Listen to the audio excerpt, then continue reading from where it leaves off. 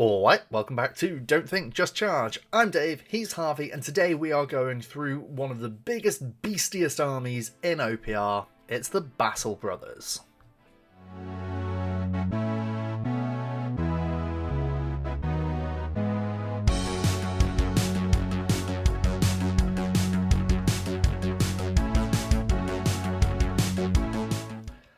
One big disclaimer before we get into this. This is a long video. The Battle Brothers comprises one general faction and 5 sub-factions. They are not all identical. They've all got different spell lists. They have different playstyles. We're going to be going into detail on every unit across 6 factions here. This is gonna be a nitty-gritty video, but stick with it and we hope that you get all the value out of this that we really get through going through all of these armies for you at home. Let's get into it. Here we are, the Battle Brothers. The superhuman warriors, empowered through gene mods, you know, all of that stuff. Let's get into the crunchy stuff. We're not covering the Prime Brothers today. That is a different video. That's a different saga in itself. So what we're going to do is go through all of the separate sub-faction special rules and their spell lists before we get into the units. Starting out with the base Battle Brothers. Do not skate over this unit because it's not as special as the other ones.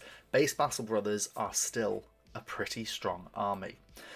Now, all of the Battle Brothers get an army-wide rule of Fearless, which is whenever you fail a morale check, roll another dice, and on a 4+, you pass instead. So that would take you from, if you had a 4+ quality and morale check, from being a 50-50 chance of passing, right the way up to a 75% chance of passing that morale. Really strong effect, right out of the gates, which makes Battle Brothers so valuable.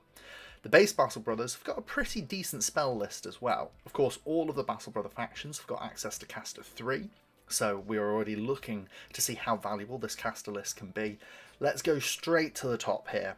A hell of a kicker coming out the gates for the base Battle Brothers. 2 enemy units within 12 inches take 6 hits each. One of our favourites, right? Yeah, I mean, we've spoken at length about this spell. Being able to affect more units in one round in a single activation is good. And this lets you affect 3, potentially 4 if you've got a range profile. So yeah, we love Lightning Fog. Yeah, brilliant spell. Next down, 2 friendly units within 12 inches get AP +3 the next time they charge. Good situational, offensive spell.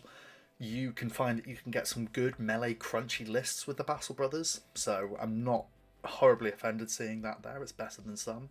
No, conditional AP is always better than fixed AP, Yeah, just for costing.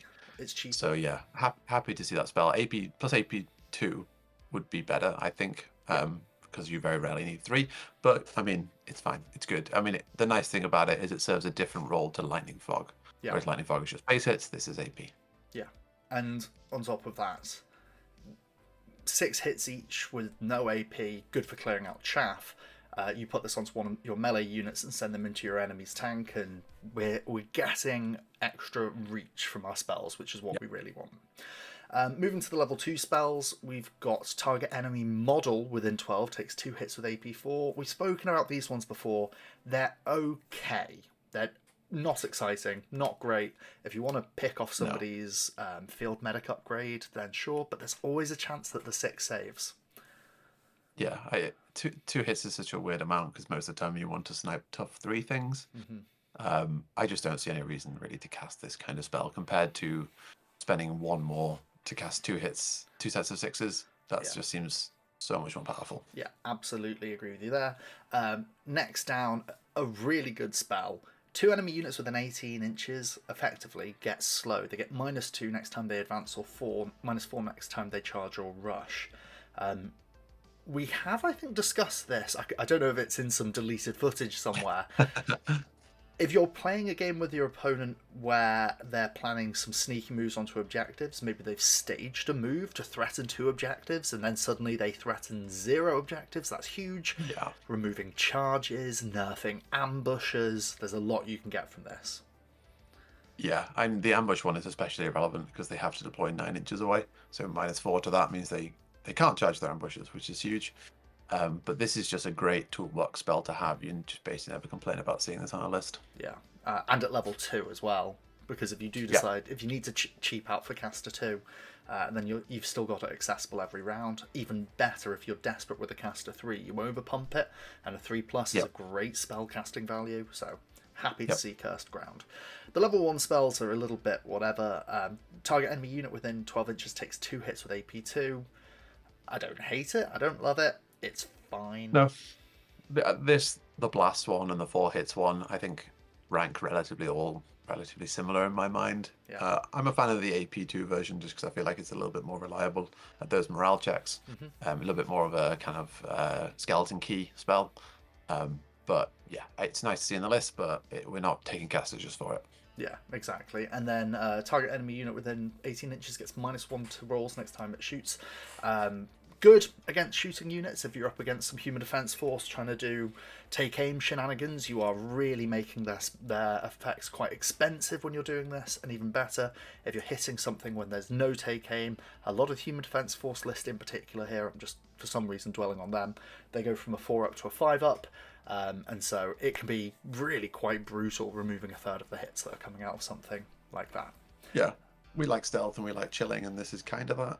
Yeah. But yeah, the problem with a spell like this is it's so crowded out by the other spells in this list, right? There's very few instances where -1 to hit is going to be better than just 2 hits AP2, where you might kill the models they're going to be shooting, right? So the 18 inches is relevant there, but yeah, we prefer to kill things instead of debuff them in the game. Yeah. Moving on. So the next one to have a look at is the Blood Brothers. Little bit of a spoiler alert here. We love the Blood Brothers. Yeah. So yeah, this is a really, really nice spell list. It's excellent. Now, quickly, their special rule is army-wide Furious, which it's a base rule, so it's not appearing in the top there. Furious is when charging unmodified rolls of 6 to hit, deal 1 extra hit. 1/6 of your hits generate an extra hit. Incredibly powerful rule. Yeah, we like Furious. Furious is one of those things that can blow people out of the water in a way that +1 to hit can't.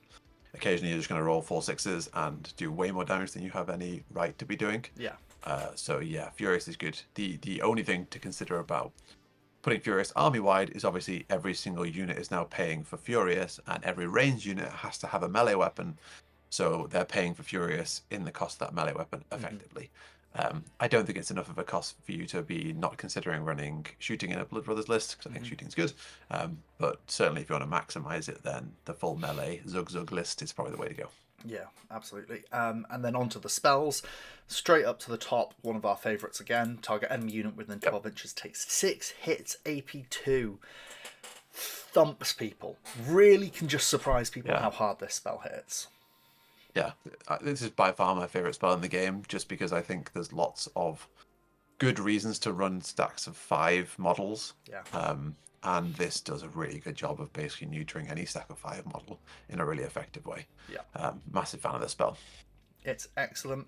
And I recently discovered that this is a unique spell that you only find in the Blood Battle Brothers, and Blood Prime Brothers spell lists. It's nowhere else in the game other than creator lists and so on.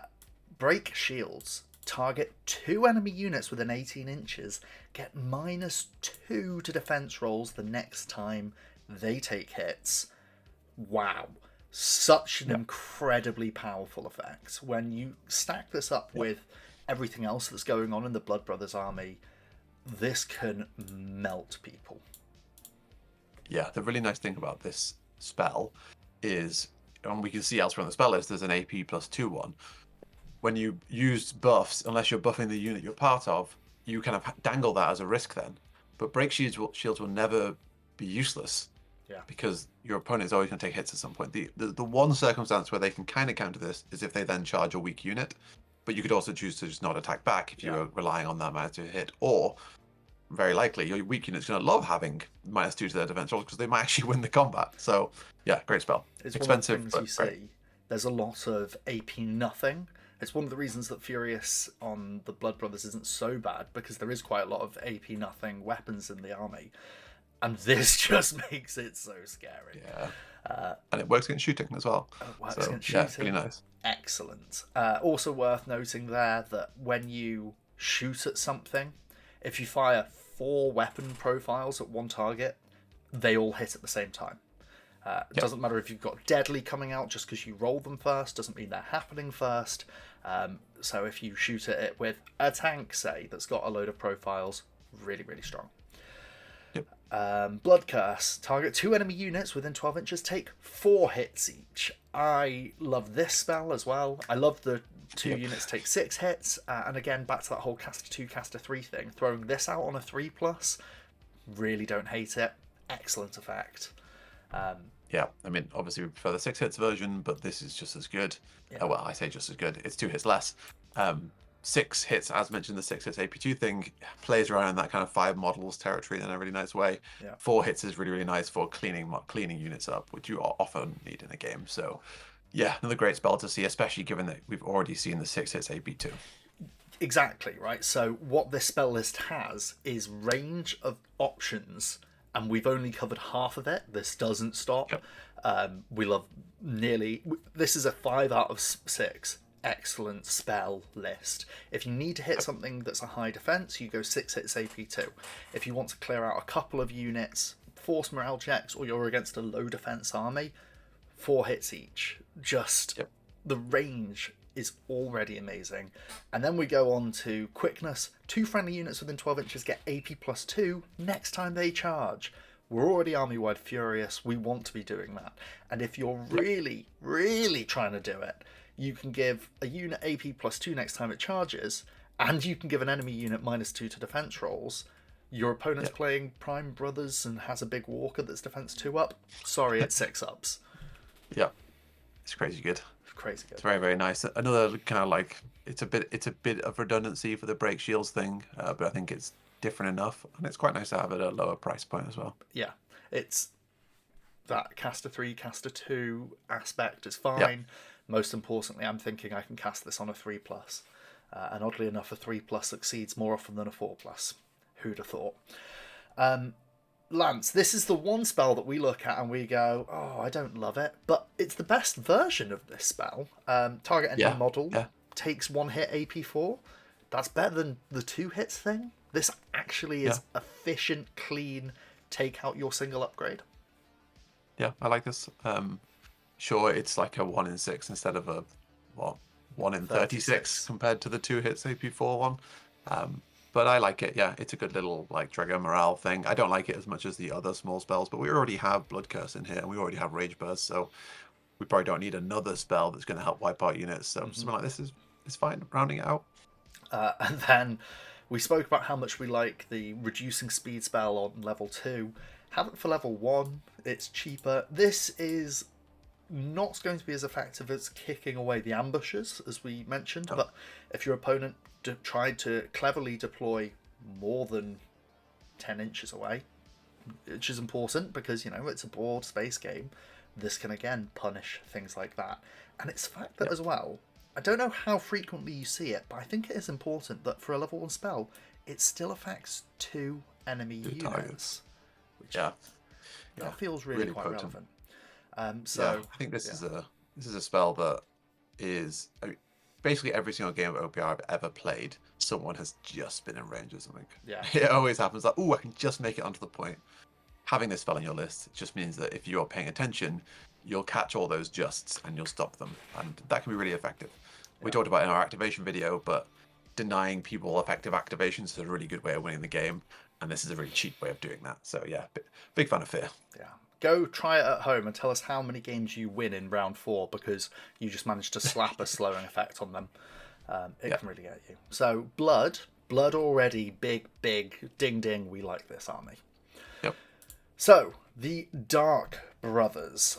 These ones are grim, which means that army-wide, I'm going to shortcut it for you, they get undead. They get no retreat. They get this effect that says they cannot fail morale. So they also... Actually, interestingly, this is the one army that doesn't have Fearless in the Brothers sphere, because, holy cow, I don't think... No, I'm 100% sure there are no Fearless and Undead armies, units. Outside of Creator armies, yeah. So they do take that away. This is one of the points where we're big fans of Undead. We think it's incredibly strong. This is one of the times where it can hurt the most. Because you're high quality, high defense units, and so if you fail that 3-up morale check, you are losing a lot of points worth of models here, or a lot of points worth of wounds. There are other things. It's really painful to lose a melee by 1 wound. Yeah. If you lose 1 model and they lose none, and you lose half a Battle Brothers unit, that sucks a lot more than losing half a stack of ghosts or zombies or whatever. Yeah. So there's one of the drawbacks of Dark. One of the other things which we'll come on to is that Dark gets access to a completely unique effect, which is this Dark Assault, which says that models with that rule can ambush in round 1 or in any round. We'll come on to that when we go on to the units, but it's an interesting unique effect. As for the spell list, let's go straight to the top. We've spoke about Lightning Fog. Here it is again. Not too much. This is actually the same as the Battle Brother list, I think. I think it's exactly the same. It is exactly no changes to Dark. No changes. Same names and everything. There we go. So we're going to skip over that. Overall, decent. Not too disappointed. Yeah. Fine spell list. Yeah. The Night Brothers. The Night Brothers also venture into one of the areas where the army units are more than slightly different, I think is fair to say. Yeah. So we will spend a bit of time on these guys. Their special rule is Aegis, or Aegis, or Aegis. I'm going to say Aegis throughout this. I'm going to say Spell Eater. Spell Eater. I'm not starting that war. Yeah, that's probably going to be the best way through this. It's an extra 6-up save, and if that is a save caused by a spell attack, which we've been talking about how much we like, it becomes a 2-up instead, which is huge. This neuters heavy spell armies. Really, really effective. Love that. As for the spell list, Purge, this is Lightning Fog, still 2 units take 6 hits each. Strike. I think we're going to come on to Strike later, when we go into the units. I think so, yeah. But it's safe to say this is good in the context of Night Brothers. Yeah. In fact, I think basically any spell list where you see this, there is a very good way of using it. So yeah, happy to see Strike Boney in the context of what we'll discuss later on. Yeah. Which as well, so 2 friendly units within 12 inches each get plus 18-inch range the next time they shoot. We'll talk about it. Doom, target enemy model takes 2 hits AP4. We've discussed this, we've seen this. We'll leave it. Warp, target 2 enemy units within 18 inches get -1 to defense rolls the next time they take hits. Now, I loved it in Blood Brothers. I still love it here. I'm not too fussed about the fact this is a level 2 spell for 1 less defense being ripped off. It's still excellent. I don't think there's too much to say about that we haven't already said. No, one of the nice things about these spells that I didn't mention is the way they interact with Heavy Shield. Because Heavy Shield deducts AP. Yeah. It doesn't prevent deduction from their saves. Now this is less relevant at Night Brothers because I think basically everything in the army has AP. At least 1, so they still have to play with the Heavy Shield rule. But it is a nice little spell for that, though, in the context of perhaps other armies. Yeah. And maybe in the context of dual claw Terminator destroyers. Yeah. If you've got custodian friends in your meta, make them sad with this one simple trick. Onto the level 1 spells. Excellent, I think here we can say. The first we're going to look at is the damage one. Cleanse, target enemy unit within 12 inches takes 2 hits AP2. We like it. Triggers morale. Good stuff. All sorts of good stuff. And then one of my favourite level 1 spells is Ward. Target enemy unit within 18 inches gets -1 to hit rolls the next time it fights in melee. Yeah. We like chilling. We like stealth. I'd say this is better overall. On a 60-40 basis, this is better than -1 to shooting attacks. I'd say so, yeah. Only because melee can be lost. Yeah. Shooting can't be lost, right? You might not get the desired effect, but you can lose melee. And -1 to hit is one of those really annoying things that when you roll your dice, someone goes like, oh no, you're hitting on 5s, and you see all like the 4s you've rolled, you know? God, it's frustrating. So yeah, this is better than the -1 to shoot, simply because you can lose melee. Yeah. At the same time, something else to add to that is that you choose quite often when someone's fighting in melee, when you charge them. Yeah. So if you throw this on a unit that you're then charging into, or as you're charging into it, really can be quite important about swinging that. And then, as you say, if they're losing melee, you're winning melee, and then you can route a whole unit and good things happen. So Knight's list, pretty good. Still an A tier spell list. Watch Brothers, moving on to these guys. Again, one of the more unique structures of the Brother sub-factions, which you'll see as we come onto the units, because they are... Firstly, there are fewer units in the watch list than there are in the other ones. They're also structured in different ways. Their special rule is Purge. When shooting at enemies within 12 inches, unmodified rolls of 6 to hit deal 1 extra hit. This is like Devout in Blessed Sisters. It is the worst version of Shooty from the Orcs, but an incredibly powerful rule. Yeah, well, we liked Furious, we like this. Yeah. Onto the spells. Lightning Fog's here again. In fact, is this... It's another Battle Brothers list, yeah. This is another Battle Brothers list. So, unfortunately, Watch don't get their own unique list like some of them. No. But yeah, so still pretty happy with it. Yeah, make use of Lightning Fog, make use of Curse Ground. It's all good stuff. Yeah, Watch is a cool sub-faction, and I look forward to talking about them as we get into it. Yep. Wolves. That was a really bad pun for ow. I am constantly thinking, I'm always on the verge of saying screw everything, I'm getting a wolf army. I really like the Wolf Brothers. The Wolf Brothers have army-wide counterattack. Strikes first when charged. You are nearly always going to be fighting first in combat with the Wolf Brothers. The only time you're not is when you're charging other armies with counterattack or armies with spears that have counter. Quick note, this is not counter. Counter reduces the number of impact hits you take as well. Don't make that mistake. If you're going to UKGE and you get charged by some Shiv Kingdoms, don't think, aha, I'm a wolf, you lose your impact. You're still going to get... Well, you get to kill their guys before because you're striking first, but they're still going to get impact hits. Really powerful. Impact as well is actually so uncommon in Grimdark Future. I'm trying to think. I think 2? Tanks. So in mass, like tanks have it, obviously. But yeah, I think it's just... Is it just the Bikers? There's Bikers and then there's Beast Riders that have just been introduced. I think they've got impact with it. Or the War Demons obviously have it as well. Yes. And stuff like the demons in general have it. But yeah, like super, super rare. You basically never get impact in a thingy. Yeah. Which is why we were so keen on it when we did our Human Defense Force list. Yeah. It's great. Yeah. It's great. Great rule. As for their spells, one of the weaker lists, I think. Given what rave reviews we've given about the other ones, I think, when you're at the top, the only way is down. We'll start with Lightning. Target enemy model takes 3 hits, AP4. You commented earlier on the level 2 one doing 2 hits. So here's your 3 hits on a model. I'm still not thrilled to see it. No, what I'd like to see is the level 2 one do 3 hits. Yeah. not bump it up a spell level, I don't think. The problem with 3 hits AP4 is you're starting to reach the territory where, like, the chance of them rolling a single 6 is way more common. Yeah. And then you have no way of dealing that 1 extra hit to the model. And, like, sure, you've reduced the effectiveness of that unit, let's say, but it's not made any difference to morale. It's not really made any difference to the game, apart from whether or not they die on the charge or whether or not they have those extra 2 wounds or whatever it might be. But yeah, not awful, but just not reliable enough for me to want to cast it compared to 2 times 6 hits.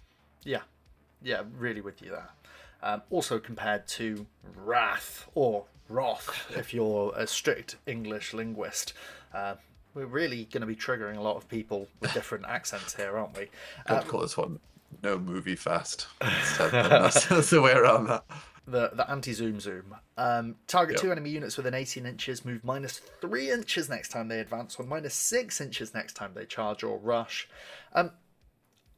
Is it weird to say I prefer the level 2 version? No, I think this most of the time does the same thing. Yeah. I found there's kind of like a region that OPR kind of plays in. Right, you're either like in charging distance, or you're in combat already. So this is oftentimes going to do the same thing. Yeah. But that being said, it's definitely more powerful. Yeah. And it does better against fast units, obviously, because it's going to cut them down to slower levels, right? Relative. 5 and 10 rather than that 8 Yeah, and so 16. I like it. Yeah, I'm with you. It's good. Then we're into some really good spells, and there's wolves have the ability to toolkit really nicely. So, Thunder, target enemy unit within 12 inches takes 4 hits AP2. We've seen this. We like this. Specific for clearing out some high defense units. Pretty nice. Storm, target 2 enemy units within 18 inches, gets -1 to hit rolls the next time they shoot. Again, I'm way more keen on this at level 2 than I am on the level 1 spell at level 1, because you're affecting multiple units. Yeah. I think in general in OPR you want effects that give you more burst or give them less burst. So this is an immediate value spell, in inverted commas, in that they can't avoid this happening. Mm-hmm. Whereas if you, let's say, had a spell that gave, was it 3 units flying? Yeah. That doesn't quite have the same punch, right? You're not really increasing your output. You might get an extra charge off it, but the chance of getting 3 extra charges off it, it's quite small. Whereas this, you're going to put it on the 2 units that are going to be shooting. Yep. So it feels better. I'm still not a massive fan of it compared to just doing 4 hits AP2. Yeah. But there are circumstances. There are circumstances. Then onto the level 1 spells. Hurricane, 2 enemy units take 2 hits each. This is the first time we're seeing the baby version of the 2 units take 6. Or the super baby version, I should say. It's cute. Yep. It's nice. I am weirdly, as I've said I'm weirdly more excited about 2 units getting -1 to hit. I'm weirdly way less enthusiastic about this than the level 2 version. 2 hits versus 4 just feels not linearly worse. It feels much, much worse. Yeah, you're much more likely to not get a morale check out of this, is basically the problem. Yeah, I completely agree with you there. And Fury. Level 1 spell, 2 friendly units get furious the next time they charge. That is, first of all, really thematically cool for these guys being Wolf Brothers, that they all get furious when they're charging off of this spell. Their spellcasters are really getting them in the mood for a bit of RP, bit of role-playing there, which is kind of cool. Systematically, this is 2 friendly units get approximately +1 to hit the next time they charge, which is cool.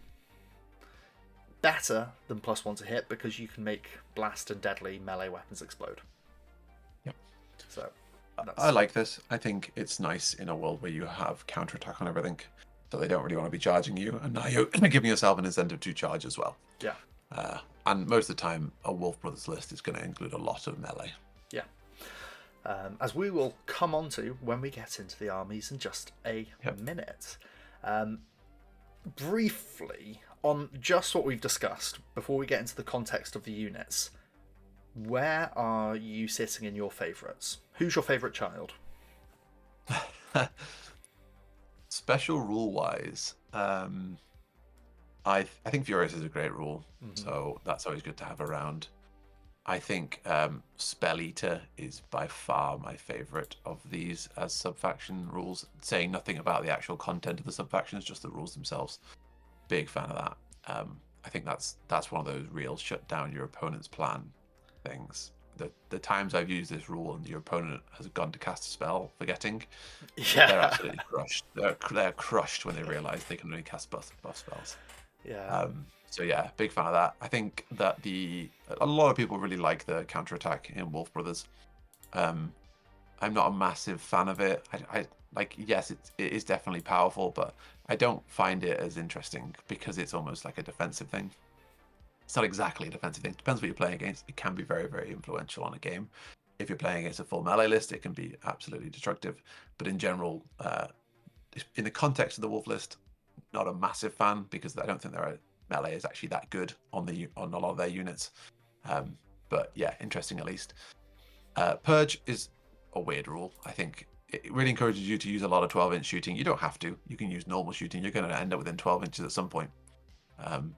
But yeah, I'm less excited about that compared to Spell Eater, which is kind of funny because I've just said I'm not a fan of defensive rules. Aegis is just such a like completely shut down what you were planning on doing thing. It's like way more than a defensive rule, and on top of it, it's just a 6-up as well. So yeah, Purge is okay. But yeah, so I think, and then Dark of course have undead. I love the undead rule. In the context of the Dark Brother list, I love it less, but it is still good and it is still going to win you games. So for now, the ones I'm looking at are Night and Blood. Yeah. And actually just base Battle Brothers. Yeah. I don't think any of these sub-faction things are so crazy that you would consider not running base Battle Brothers. Yeah, Fearless I agree. Also, it's important that all of these extra rules have a cost in the calculator. So you will find that the base Battle Brothers units are, on average, cheaper. There's rounding things going on as well, so don't come at me in the comments for saying that, because sometimes it's not. But generally, on average, they are. An interesting point that I've never thought about until you've mentioned it just now. I'm on the record on the current Don't Think Just Paint channel. Go check it out. Like, comment, and subscribe on those videos too. I'm on record of calling the Night one the worst one. Or maybe the second worst one. I think that whilst I love Undead, I don't like it in Battle Brothers, because I've said everything's expensive, so it feels worse. But I don't like it because it is the most reactive. And I agree with you, it can shut something down, but what that shuts down is spells. Whereas the Wolf Brothers one shuts down melee, and I think there are way more armies in the world trying to do melee than spells. Yeah. That being said, you're entirely right. The Wolf one is a defensive one. So why am I so on my eager high horse about that? Bit of self-reflection there. They are defensive ones. You're stopping your opponent from doing their thing more than you're doing your own. And so if you're against a shooty army or a spell army, the Wolf one is worse. The Night one has got a blanket application with that 6+. Yeah, interesting. Yeah, I feel like I've lost the game and won the game because of spellcasting a lot more than just like melee as a concept. Yeah. Which might not be fair, because obviously spellcasting is more flashy, so you're much more likely to remember it. Yeah. But whenever I play with any sort of like bonus 6-up, especially if it's like a Spell Eater with a 2-up, I just love having it. I just love it. It lets you just run at things in a way that other rules don't. Yeah. And we're agreed that Blood rocks. Yep, Blood rocks. So on to the units, and we're going to start with the Battle Brothers as a base point, and then we'll go into the variants as we go along.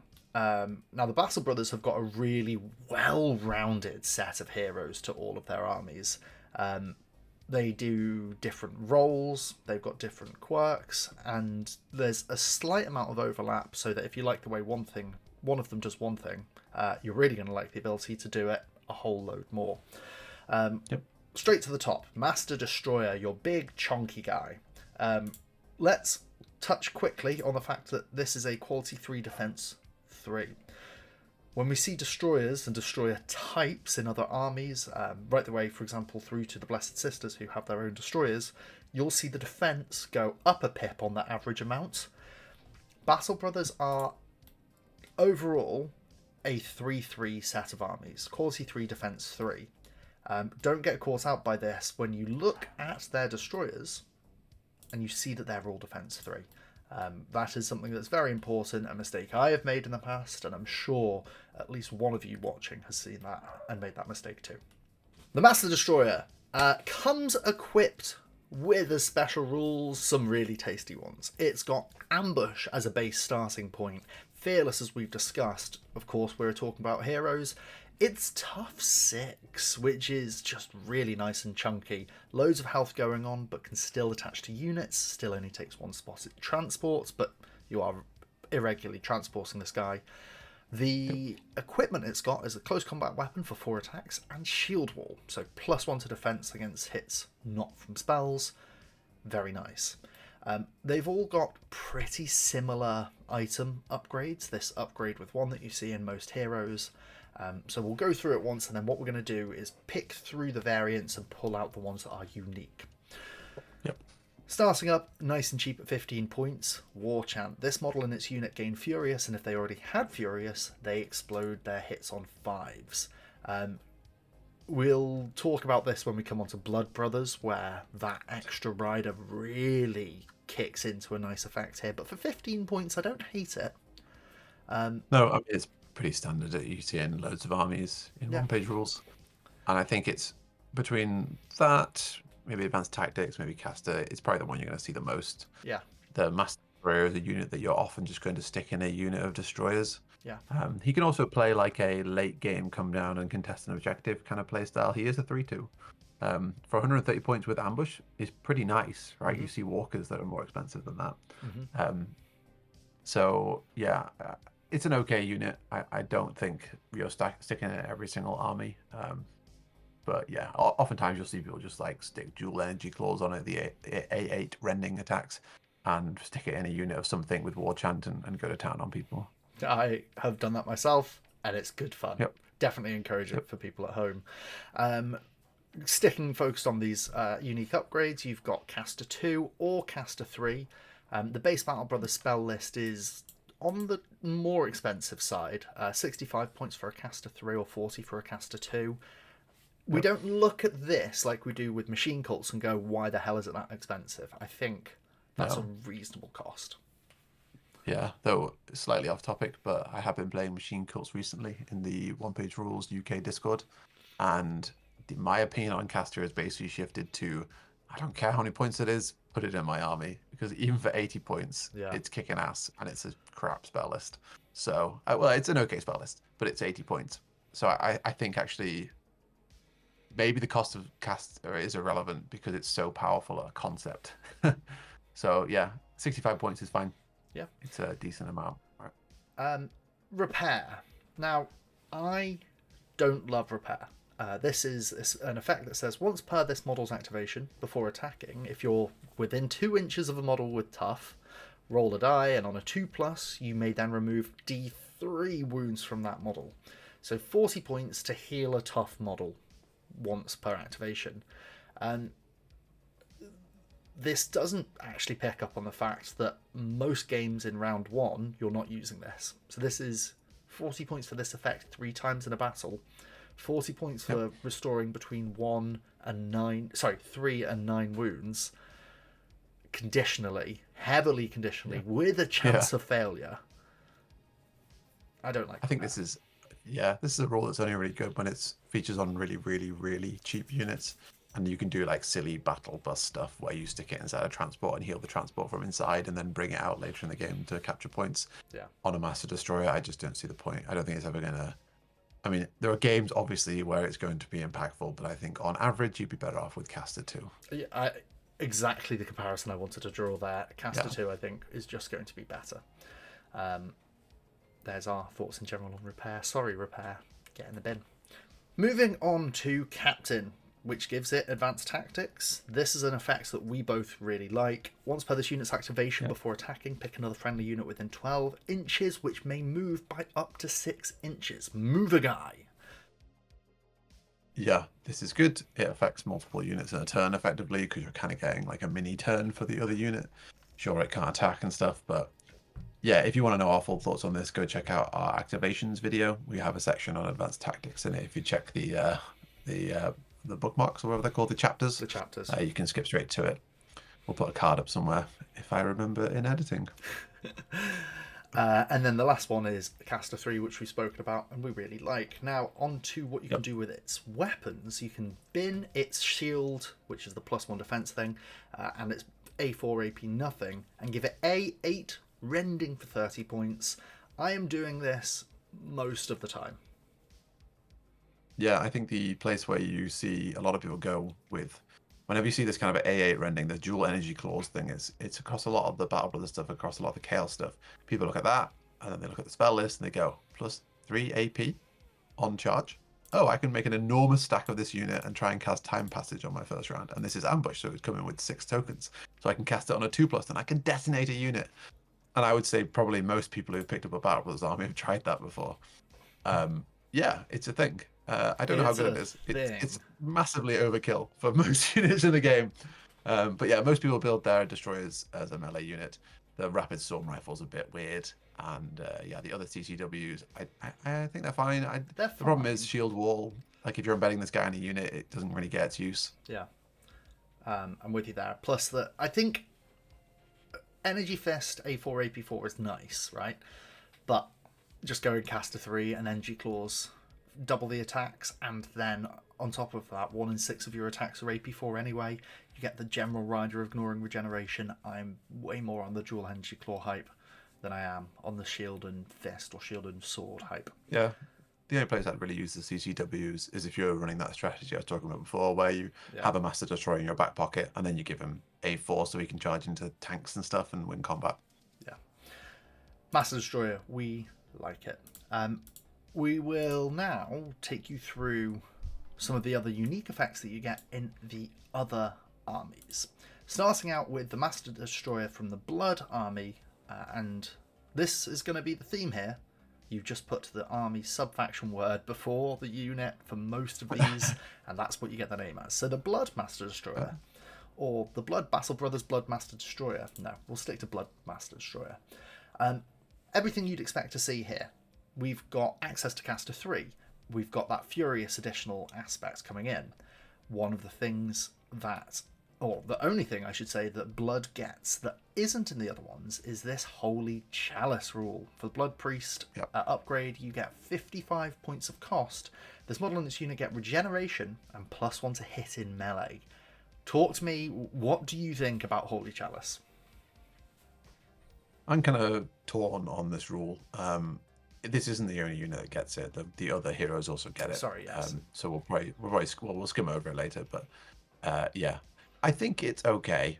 I think it's one of those rules where, because it's like a +1 to hit thing, you kind of want to put it on a big unit. I don't think 55 points is a lot of points when you put it in a big destroyer stack. And maybe this is my bias showing, but I'm not a big fan of the destroyer stack. Yeah. So I think this reflects poorly on it. But really, regen when it's not countered is extremely cost effective, and +1 to hit in melee is just nice to have. I'm a fan of this. It's interesting because there are very few Lord buffs in the game, outside of Caster, I guess, that give you multiple effects, let alone one offensive, one defensive, right? And yeah, I like it. I don't think you're putting it on every single unit. You might put it on a single unit that you want, you've got a strategy for. Perhaps it's holding down a certain side. But yeah, if you put this in a stack of destroyers, they're really, really hard to move then, and they're hitting really reliably. So yeah, decent rule. Don't know if it's better than Caster, but yeah. One of the things that's kind of cute and interesting about this is that when you take a 3/3, you give it +1 to hit, you're hitting, oddly enough, 5 out of 6 attacks, right? And you give it Furious as well, you are, on average, going to be hitting 6 attacks if you're attacking 6 times. So if you give this thing 8 attacks, rending as you can with the dual energy claws, Holy Chalice, and you throw it at something, on average you're hitting 8 times, and at least one of those hits is AP4. We're getting a lot of effect here. When you consider the fact that you can spike those 6s, you can hit more times than you have attacks with this model, which... so it's 135 points to get it with Furious versus 130. When you're looking at this at 190, 220 points for 2 to 3 activations of hitting that many attacks, it's actually quite effective. And you're ignoring regeneration. There's a lot going on there. So I quite like Holy Chalice on the idea of a Bloodmaster Destroyer on his own, just going and annoying people. Yeah, I think the Holy Chalice, like +1 to hit in melee as well, is... No, I don't know the exact costing for it, but it's a fixed cost thing to get +1 melee because it's based on an average unit. So anytime you're putting it on something better than average, you're basically getting a discount on what it would have cost. So going from a 3 to a 2 would cost more, but here it doesn't. So yeah, you can sneak some value there by putting it on some elite stuff. Overall, I think it's an interesting rule. It's not an auto take whenever you run a Bloodlord, but yeah, no, good. As you've said about that caster cost as no object thing, I'm wondering more, do we just take another caster here? As for the other armies, the Dark Battle Brothers, the Dark Master Destroyer has a couple of interesting points to touch on, or has one in particular to touch on, which we have spoken about. This model doesn't get Ambush. This model gets Dark Assault, which is this model counts as having Ambush and may be deployed in any round. This doesn't get rid of it doesn't get past the rule that says that ambushing units can't contest objectives the round they come in, which is important. but still, this is Super Scout. This isn't just deploying after your opponent with some move restrictions. This is plant this guy down in your opponent's deployment zone round 1. Yeah, and I think this is, in a bubble, a powerful rule. I don't think that the Dark Brothers end up making good use of it because I don't think they have the right saturation of it. It has the same thing we talked about with Scout, where you can very easily shaft yourself by having half your army coming in Dark Assault and the rest of your army is so far away it can't support. Yeah. Now, you could go like ranged and melee and do some stuff there, but yeah, I don't know how much better it is than Ambush in the base game of OPR. In a game of OPR where you might be playing progressive scoring, then this gets a big leg up. This becomes a lot more powerful because you can bring it in round 1. You don't have to wait and draw, and then round 2 you can take objectives. So it's an interesting rule. Also, but yeah, not really wow over it. The way you're using this in a round 1 progressive scoring game, you're not doing it to pick up a fringe objective that nobody's on. You're doing it to take this chunky unit and neutralize your opponent's home objective, which round 1 you're not going to do, but you're there ready for round 2, and you're threatening the unit that your opponent might have considered a safe unit or as one of their more fragile units that they're holding back for some sort of reason. It's pressure, and pressure in OPR is so important. So it's nice to have that there.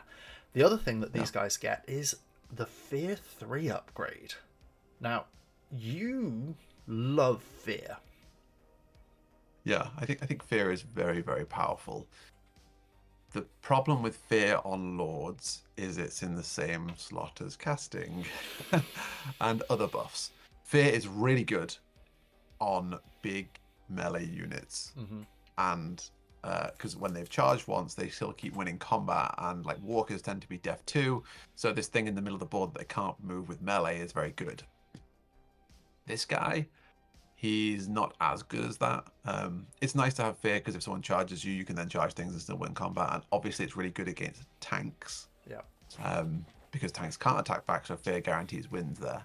But yeah, I think this got the same problem where, like, am I really getting Fear 3 instead of either spending 15 points less for Furious for a more impactful charge, so I don't need the Fear, or 15 points more for Advanced Tactics for the flexibility, or 35 points more for casting, which, if I'm coming in turn 1, I can have this big explosive turn where I'm just going to throw down a lightning fog, do a big charge, and try and get as much damage on their army as possible.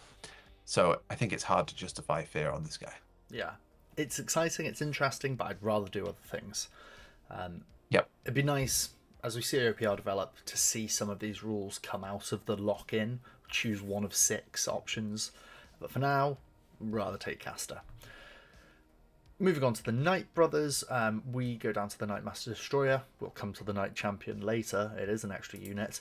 The Knight Master Destroyer has a couple of interesting things, some different weapon upgrades most importantly, but we're going to focus on the Cleanse effect. This is for 5 points you get Devour, which is whenever this model attacks in melee, roll 1 die on a 6+, the target takes 1 wound. So this is something that's very helpful. It's good in that it skips your armor save. It doesn't skip Aegis, Spell Eaters and Regens. They still get to save with those, but it can be quite cute for just bypassing a save. You really like this, I really don't.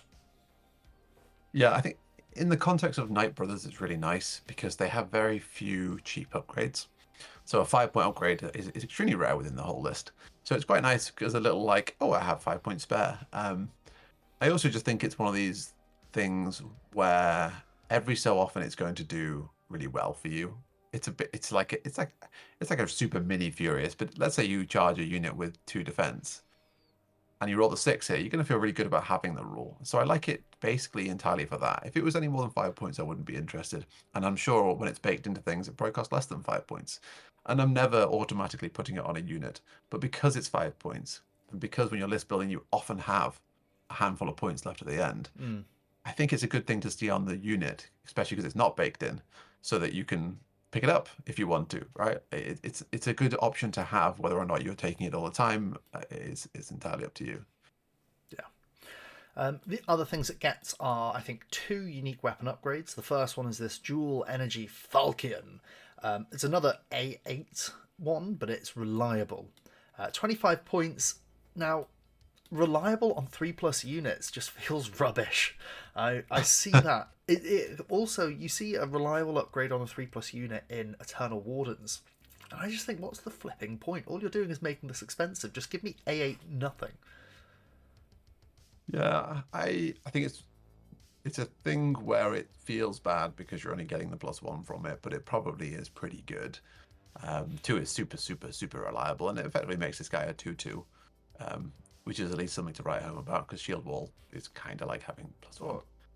Oh, sorry, replace the Shield Wall. Sorry, you're right. Yeah. So, yeah, I don't know. I mean, I feel like the Energy Claws are better. They cost more. They are better. But yeah, I mean, if you have 25 points, maybe, but there are better 25-point upgrades in the list, so the cleanse rule doesn't apply. But yeah, I think the really interesting thing here is the other CCW replacements. So I think the new ones are Slayer Hammer. I think Chain Fist is new. I think Energy Halberd and Energy Staff. Are they the ones that are new? Yeah, they'll be new. Energy Halberd and Staff definitely are. The Slayer Hammer definitely is. I think maybe the Chain Fist as well. We can go back and check, but. No, the Chain Fist isn't. So the other ones are. These are nice, really nice upgrades. Yeah. AP1 plus effect, I think, is great. Reliable. Yeah, basically, right. A big asterisk on it. Reliable is the same thing again, right? I mean, AP1's nice and reliable's nice. I'd probably take the poison every time there for 5 points less. And the Slayer Hammer is a rending version of the Chain Fist. Now, that wouldn't be much to write home about because it's already AP2, but the really important thing about rending and deadly is that regen is a great counter to deadly. Because you get 3 wounds, they roll 3 regens, on average they save 1. Your next deadly hit gets applied to the same model if they're tough 3, exactly. which means you automatically wasted for some, right? So regen is a really great counter to deadly. So rending means that this is worth a lot more than the 10-point difference between this and a Chain Fist would seem. So yeah, big fan of that, really. I don't know how often I'm taking it because I'm not a massive fan of deadly. But once again, this guy can kind of play that similar role where you throw a Slayer Hammer on him and he comes down turn 3, turn 4 in the corner of the board and he just charges tanks or whatever it might be that he's going to blow up with his deadly, and he's happy about it. So yeah, it's an okay unit. I don't think I'd ever put one in the list. I think there's more interesting things in the list, but we'll come to that later. Moving on to the Watch Bros, we've got obviously the fact that it's got Purge on the Captain Destroyer, the Watch Captain Destroyer. One of the things it gets, and this is one of the unique aspects for Watch, is the special ammo rule. Munitioner gives you special ammo. This model and its unit gets rending when shooting and ignore cover. So you are getting the benefit, you're removing the +1 defense benefit when somebody's in some sort of cover, which can be quite good. Rending when shooting, we've talked about a lot. The biggest turn-off for me is that this is the cost of a Bloodmaster Destroyer. 135 points for this upgrade is extortionate. Yeah, this is, I don't know whether costing, it's maths-based. The calculator is there, but I don't know if it's human maths. I don't know if it's using, normal numbers to come up to this good number. 135 points is insane. It's insane. You would have to, it has to be in a double stacked unit. And then I just don't think ignore cover is good. I think it does come up in games. I'm not trying to pretend like cover doesn't exist. But yeah, machine cults would be better off without phosphor. I'm not going to spend points on a phosphor effect. And rending is good. But 135 points is way, way, way too much for rending on shooting. And if someone sees you've got this in a unit, they're just going to charge the unit, right? And all of a sudden you spend 135 points on diddly squat. So, this is probably the most disappointing of the destroyers. Oh, there's layered disappointment here. Now, one of the things that is cool, let's give it the pro first. This one has got War Veteran. Both of the heroes in Watch have got War Veteran, so they're hitting on 2s. But onto the things that are really disappointing, and it's entirely in this next thing. First of all, if you want to shoot with this guy, which you do if you have special ammo, you have one choice, which is this Rapid Storm Rifle. It's A6 AP 124 inches, which is a good profile, don't get me wrong. But why have we got an A4 close combat weapon? It's 135 points again For this shooting loadout, it's 270 points on top of the 140. Yeah, it's 410 points. You know what I For can get those for two that? things combined. I can get Yeah, most it's of a insane. tough 12 walker for that. Like, Yeah, you can get whatever you fucking want for 410 points. That's not this, right? So yeah, this I if you like Watch Destroyers, make Watch Destroyers. Don't give them special ammo, and I don't really think give them ranged either. I'm not a fan of tough things that have range shooting. I think because of the way that Balval works, where you can only do like 33% more of your tough number in wounds, and the fact you're doing range means that you don't get hit back. You might as well pick the ones that are really, really high on that list instead. So tough one units can shoot up to 2 times the wounds, or they can shoot up to 3 times if it's a 4 times if it's like a 3 model unit. Which so we do see do that for your in shooting. Watch. There's more exciting things like that in Watch. No. You can squeeze it. We'll get there. For now, no. Wolf Brothers, I don't think they've got anything special here other than the fact they've got counterattack. We've seen all this before. Counterattack and rending, kind of cute. 140 points, kind of cute. It's nothing unique. But the Wolf Master Destroyer, but the Master Destroyer overall, good little model. Some good things you can pull out there that we quite like. Moving on, we're going to take a look now at the Veteran Master Brother. Yeah, so the first thing to know about this is the Master Brother. Yeah, that's what I was looking for. They got split out because of the way War Veteran was stacking with other effects. So for all intents and purposes, these should be the exact same unit, which is one has +1. So we'll just go through these once. There were some issues where the units weren't the same, but they're errors. So if you spot anything between the Veteran versions, the normal versions of these brothers, go report it in balance feedback. You mean in the main body of the armies? Yes. Sorry, in the heroes, right? The heroes should be identical. Yeah. With you now. Cool. So let's go through. We're going to look at the Veteran Master Brother just because he's a little bit cooler. He's got an extra word on him. As Harvey says, he's the exact same. He's a 3/3, fearless. These are tough 3. This one's got War Veteran because he is the Veteran one. The upgrades package, we've already been through before. This is seeing the upgrade with one that we've already seen. So there's nothing really to go over again here. The thing to touch on is for things like War Chant. When we see this on cheaper heroes, that means getting access to this is overall cheaper. So for example, if you're a Master Brother with War Chant, having that for 70 points versus having it on the Master Destroyer for 145 points means that you can use it to really give some steroids to your units for a more accessible price.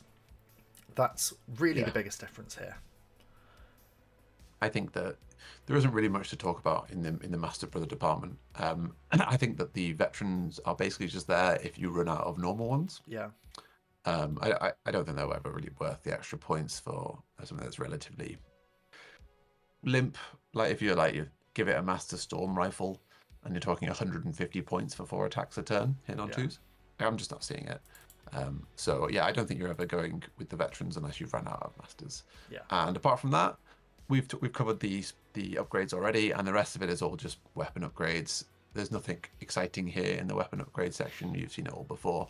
The only real interesting thing is that they can get combat bikes and jetpacks, but that's just to put in units later on, which we'll cover later as well. So I think overall, nothing really major to talk about on the Master Brother department, at least for Pathfinders. Kind of cool, and relatively unique. We've spoken about it in other armies. Is that you can take an attachment. So if you replace the flamer pistol that this guy comes with, which by the way I think is a kind of cool weapon, 6-inch flamer, sweet. But if you replace it and upgrade it to a Master Heavy Rifle for 35 points, the 24-inch A2 AP1 gun, you can add an attachment which is a limited shot, and we've spoken about how much we like limited in the past. So you can give it a flamer mod, which is a one-time shooting flamer. Kind of cool. Let's have a look at the Blood Master Brothers. Again here, it's going to be much of the same. We've got the Faction Special Rule for Furious, and we've got Holy Chalice. The weapon upgrades are the same, jetpacks and combat bikes. I don't think there's too much to go over again here. Same comment on cheaper buffs. Better body. Yeah, cheaper buffs, better body for the Holy Chalice. But yeah, otherwise, the same stuff. On to the Dark Master Brothers.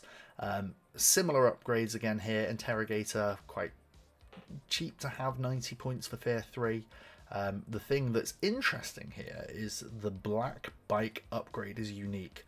This is for 105 points extra, you get Fast, Tough +3. You get an A2 AP1 gun, so this is the same as you get for the combat bike, but for 15 points more you get Scout as well. This is then to slot in with some Scout bikes that you can get in the Dark Army list. It's not thrilling me. It's situational. If you're going to an event with a pack that favours Scout, like we discussed in our last video, go check it out. Then perhaps you might be interested in this, but I'm not rushing at it. No, it's just there to slot into units, but nice that it exists, because the more heroes can slot into units, the better I think the game is. Yeah, I agree with you there. The Knight Master Brothers. Similar things to be said. You've got the weapon upgrades all through. Now, the point here that is unique, and we're going to get into the crunch of why we do like Knights, is these upgrade with 1. Purifier for Cleanse, we've spoken about that already. You can voluntarily upgrade it to have Ambush. That is, again, to slot in with the units that you get. But this Inceptor upgrade, 15 points, you give the model Teleport. Let's go through the rule for Teleport before Harvey and I write our love letters to this special rule. Once per activation, before attacking, place this model anywhere within 6 inches of its position. This is insane. This isn't fast. This is a whole 6-inch move, so it's better than fast. And it is place. You don't get the effects of terrain. You don't have to worry about moving through units. You just... Amazing. Incredible spell. Effect. Yeah, so good. Like, we'll see it throughout the rest of the night with the list, but I think in general, in OPR, if you see a unit with Teleport, give it a go, because you won't be disappointed. It's such a good effect. The key thing here is that it gives you 6-inch extra movement, after which you can still shoot. Yes. Right? So this is not, like, fast is 4 extra inches, but you've got a dash or charge. This is 6 inches, which is more, and you can still shoot. Yeah. And Battle Brothers are mostly shooting kind of guys, and we'll see it later on in the night list. But yeah, an amazing, amazing, amazing rule. If you see it on a unit, give it a go, because not only is it really fun, but it's also super effective. Yeah, it's awesome. Moving on to the Watch, Captain Brother. Obviously, I've touched on, we've got War Veteran. These guys have got special ammo. Go see a couple of minutes ago for our thoughts on special ammo. What they have got is unique weapons here. So you can replace the base energy hammer. One of the things, we haven't really talked about the base loadouts. I don't think it's necessary too much. But interesting here, the shooty unit starts without a gun. Oh, yeah. Well, you build into it. It's a nice weapon, I think. AP1 Blast 3 is pretty good. Yeah, but this guy is just, he's got different, I mean, he's got the evil special ammo, which, if you've forgotten already, we hate it. But yeah, then he's got unique weapon stuff. So because he's got that hammer, he then has like a couple of different ways of kitting himself out. Yeah. So he can get like heavy CCWs and stuff. It's nothing really to write home about. No. But it's interesting that it's different and worth note. Yeah.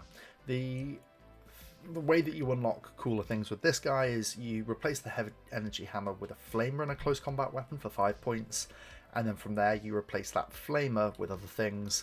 One of the things you can get, though I don't know if we've seen on the other Master Brothers, is a sniper rifle, which is kind of cool, but you do see it in their scouts. Yep. And then you can replace the flamer with a heavy rifle that has a flamer mod, a limited weapon, and then you can replace that mod with something else. Or you can replace the flamer pistol with some other pistols and the like, and then your close combat weapons can get better. You can voluntarily give this guy a shield wall as well, which is kind of cool and unique. Hammer and shield wall, 80 points off of the base guys, alright. Yeah, he's okay all around. The one thing I don't like in OPR is when you see a profile like this that's got like 1 million upgrades, you're paying for rounding over and over and over again. So, and you don't know how bad it is. Sometimes it might equal out. But there are circumstances where you may pay 5-10 points more because you've done a swap for a swap for a swap. So I think, and also it's like, even when you were reading through it then, it's a very confusing thing to try and figure out what you can and can't do. And when you play with it, it makes a bit more sense, but still, like, have you seen a unit with more weapon choices than this? This is a single guy and he's got like 20. Yeah, it is. And how many people are going to actually use that? I'd be surprised if every one of these has actually been used. Right? We'll do a search of every list ever made. I bet some of these have never been used. Yeah, that might well be the case. Interestingly, there's a shotgun here, which is exciting when you've got Purge and a 12-inch gun, A3 AP1. This guy ends up being a combination of the Pathfinders that we'll look in a second and a normal brother, because they don't have Pathfinders. Onto the Wolves. The Wolf Master Brother has got the Energy Short Sword and Close Combat Shield upgrade option. So you bin off his Flame and Pistol and Close Combat Weapon for 10 points, get A2, AP1 and a shield. For a hero, A2, AP1 isn't very exciting, and then you can't upgrade it further. That's what I would have loved to have seen here, that you could take that A2, AP1 and instead make it A4. Or A4 would be the typical one. You can't get A6 on a tough 3, I think. So I'd love to see it, but you can't. It would be A4 max because of Balval. But why can't we see it? Yeah, with the shield, you can't. You can get A4 on the heavy chainsword. But yeah, I mean, the shield's a weird upgrade for a hero anyway. I never really understand why they do that. It's sometimes relevant, but it's one of those things where I want the most effectiveness at the front, not at the back. Yeah. So yes, it might impact a game, but it would have impacted the game more if it was on the first model. Also, shield on a hero when a hero's in a unit. That whole thing's coming in again. The thing that you can get for this, on top of your bike, you can put him on a wolf, which is cool. Fast Strider, tough +3. He gets a heavy claw attack for A2, AP1. It's cool. It's bloody expensive. Counter-attack filtering in is really cool. Counter-attacks. Definitely. This is just saying you can put them in the wolf unit, we'll see later on, really. And it's the only way of giving him that buff, because he needs to be mounted to be able to do that. Yeah. But yeah, not a massive fan, because it's quite a big cost of entry to get a buff onto them. You know, we're talking like 60 plus the 85 or whatever it might be. Plus the cost of the buff. That's almost the cost of another unit, so... Yeah. It's cool. But that, I think, rounds out our comments on the Master Brother. Nice little versatile hero. Good for putting buffs on. Nice caster carrier. Not quite as unique and interesting of a piece, I think, as the Master Destroyer. The last hero that we're going to touch on that covers all of them is the Pathfinder. Now, these are the units that in Battle Brother are typically going to carry your Scout upgrade. The Pathfinders, I've said the Battle Brothers are a 3-3 army. The Pathfinders are 4-4s, so they are cheaper. They're worse, but they're cheaper for the actual cut down on the quality and the defense, which I don't mind. The Elite Pathfinder carries Strider, not Aragorn, Strider, which is a really powerful rule to have, just to be able to ignore difficult terrain, much like Harvey wishes he could ignore that joke. We like Strider. It's so nice to see. It's nice to not have to pay the full hog for flying to get most of the benefits that you get from Strider anyway. So it's good to have. Again, carries all of the upgrades that we've seen before. I'm just going to skip over the weapon upgrades to talk about the interesting bits, which are giving it Scout or giving it Stealth. Yep. So we see this all over the game. It's a classic Scout shotgun piece. The Pathfinders, which we'll get onto in a second, are the same thing. I like Scout. I like shotguns. It's good. The real take home about this guy is that he is the cheapest hero available to you in the Battle Brothers list. Yeah. And as mentioned before, we like our heroes cheap and our buffs expensive. So yeah, caster 3. This is your caster, right? You slap him in This units. is your guy. Yeah, he's your one, right? You can give him a sniper, you give him a shotgun, you do what you want with him, really, but most of the time you're going to go like, brilliant, caster, duplicate, put him in 2 units, whatever units you want, and you're happy with him. He's my buff carrier. I don't care that he's defense 4, quality 4, because I'm putting him in a unit of 3/3s. And by the time it's down to him alone, that unit's pretty damn dead. Whatever, let it go. But then he's also fearless. So even if he does go down to just himself, he's still really quite likely to stick around a morale check. Big up the Elite Pathfinder. Big fans of him. Yep. You can replace his guns with things. Comes with a flame pistol, close combat weapon. You can give him a sniper. If I'm trying to get a sniper, I don't want to spend 55 points for it. I'll put it in a unit instead. The Master Shotgun is cute because you can then give this guy caster, stick him in a scouting unit of scouts, and go kablamo. Having a different named ranged weapon in a unit of scouts means that your scout unit is now able to target 2 different units, which is a hidden buff that you've got with all of it. But otherwise, not much to write home about. So I'm not going to go through the other armies' Master Pathfinders. You've seen it before. Blood Chalice, Fear, other bits that come through. You don't even really get you don't get a Master Pathfinder in the Watch Brothers, so we're not going to go into the detail there. Before we finish off the heroes, let's jump into the Knight Brothers, who have got a unique hero that we haven't touched on before. This is your Knight Champion. So for 175 points, you get a 3/3. He comes with base caster 2, which I hate.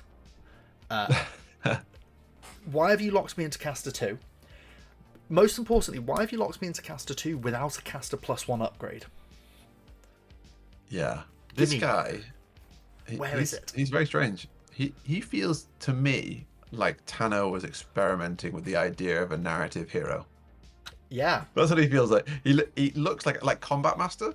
Where else do you find that? I think I can't remember exactly. Is it the rending thing? Combat Master is the it's the rending or the AP1 thing. Which, right? by the way, so it's fairly in my own made-up world. Combat Master is cleanse. I think it's because in Eternal Wardens, it's called the cleanse effect that you get on. It's called Empower, I think. Yeah, the Empower effects that you get on them. So cleanse should be Combat Master, and this should be that's such a take, and I completely agree with you. It feels like a narrative unique hero. It's weird. Yeah. It's like a do-it-all unit as well. It's got the Storm Rifle A3 AP1, it's got the A4 AP1 Relic Blade, it's got the Caster 2, you slap Teleport on it. I actually don't think there's anything wrong with being hybrid like this, right? This does literally everything in the game. Like, you want casting, shooting, charging, this guy does it. Some people get really hung up on being really low to the ground, efficient, only melee profiles, only range profiles, whatever. I actually quite like the flexibility of stuff like this, but I just don't think he's worth running for the point cost, right? Because you end up putting teleport on him, because of course you do, and it's 190 points, and he's okay. He's not amazing, he's not bad. You could stick ambush on him, play him round 3 when he comes in with 6 tokens. Well, yeah. I'd rather just direct you to a Knight Master Brother who probably who can be a little bit more trim, and he's a bit trippy. And then the Destroyer does the round 3 thing better, so cool. It's a weird unit, but if you want to model a sick Knight Champion, crack on, lad. Like, you can have some really cool minis there. Looking at it from a critical analysis of the army list perspective, what are you doing? Give me a caster +1 upgrade. Give me a replace Storm Rifle with upgrade. Give me something like that. Just give me upgrades. Excited. Give me I know we've talked about the Watch Master Brother and the Watch Brothers going, why the hell do you have 2,000 gun upgrades, right? That is way too much, but give me more than this. Yeah, and actually this guy didn't used to have the upgraded 1 things either. He used to have no upgrades. That was added in later when it was realised it was Make missing. it unique, right? Make it exciting. Make this the one unit in the army that has upgrade with any. Yeah. Then there was some cool stuff. Yeah. We're in the realm of cool, but for now, sorry, Knight Champion, you are a do everything, which is nice to have. But I'm gonna pick things I want to do things with. Let's go on to the units before Dave gets too bitchy. We've just spoken about the Elite Pathfinder, so now we're going to have a look at the Pathfinders. The Pathfinders are 4/4s, Fearless, Strider. They come with pistols and 2 attack each close combat weapons. You can do the weapon upgrade thing, you can get some sergeant upgrades in there. Let's talk about what we are trying to do with this, really. We are looking at one of 2 things in terms of the gun upgrades, the weapon upgrades, spoilers, from what I think I'd like to do with this. One is the heavy rifle, 24-inch A1 AP1, which is solid. 120 points for this. I'm alright with that unit. Let's think about what we're excited about, though. It's the shotgun. And we go straight to the bottom for Harvey's favourite upgrade. When you've got shotguns, you've got scout. Yeah, so this is your kind of bog standard shotgun scout unit. The only kind of noteworthy thing about the Pathfinders is, first of all, their shotgun upgrade gets rid of their A2 CCW, replaced with an A1. That means when you do the Flamer upgrade, you actually keep your A2, which makes it a little bit more expensive for the same profile, which is a shame.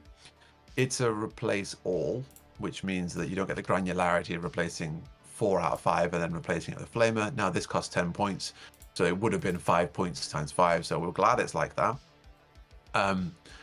And the only other thing of note is that in the other lists, I think for Wolf, it's the same price if you do the shotgun upgrade. It's one of those weird OPR rounding things where I think the units end up being the same price. We can fact check me here, but I think because the shotguns end up being 5 points cheaper and the Path ones 5 points more expensive or something, maybe.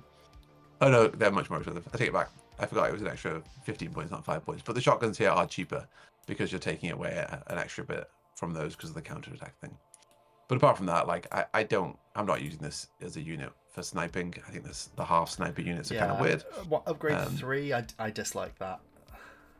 Yeah, the only relatively interesting thing about doing that is you can take a heavy machine gun and sniper rifles, and you have a unit that can affect 2 units from 30-inch range, which is kind of cute. Yeah. But I think overall this is a scout shotgun thing, and that's good enough. That's good enough. It's fearless, it's strider, it's scout, it's shotguns. 130 points for that no unit. Complaint. Yeah, it's nice, right? Yeah. Going through the other units, the other factions, I don't think there's anything to touch on other than the fact that you might want to consider that, for example, for the Blood Pathfinders, having Furious on your scout units can be really quite surprisingly scary. And Watch Brothers don't have this. They've got 4 core units, so we're going to be touching on Watch very infrequently until the end. Yeah, neither do Knights either. And Knights, Knights also don't. Yeah. But Knights, they also have the same kind of 4-unit problem, but Okie dokie, moving on to the base army name giving unit, the Battle Brothers. We have 3 3s. They come with Fearless. Now they have, if I'm recalling correctly, slightly different loadouts at the base level unit. Sure. Yeah, some of them do, yeah. Some of them do, but they've all got quite similar upgrades packages. I'll be talking about where I'm looking for interesting, exciting ones, and there's one loadout in particular that I'll come on to. Yeah. They come with a 24-inch A1 AP1 heavy rifle. Good on a 3-3. Nice unit all round, actually. For 150 points, decent. Solid. Yeah. Not as aggressive as I like, but yeah, I think it is just a solid unit. Yeah. I think there's an upgrade I'm always taking though. If you are going for a ranged loadout, I'm basically always taking the gravity cannon. Yeah. The gravity cannon. I think burying an A4 in the unit, that's quite nice. It brings it up to an 8 attack unit, which is a lot more aggressive, and you don't lose those 4 attacks until the very, very end. And because these are 3-3s who have Fearless, there's a pretty decent chance that you've got that kicking around at the end. If he's your last guy, then you're absolutely delighted that you've got a guy who can do 4 hits with rending, because that can throw in anything in the game. Yeah, really nice. You can give these guys banner for +1 to morale test and medical training to give it regeneration. Regeneration for a unit upgrade for 30 points is really expensive, but we spoke about it in the Human Defense Force video. If for some reason you are doubling up this unit, then it's worth it. But not until then. The army that gets the most unique base Battle Brothers is the Knights Battle Brothers. Now, obviously, we've got Aegis here, which we're prepared for. They also come with base regeneration. I've just bitched about the regeneration upgrade, and here it is forced down your throat. So perhaps that's a bit of a drawback. But when you look at what else you can do with these gorgeous, gorgeous guys, let's get into what makes it exciting.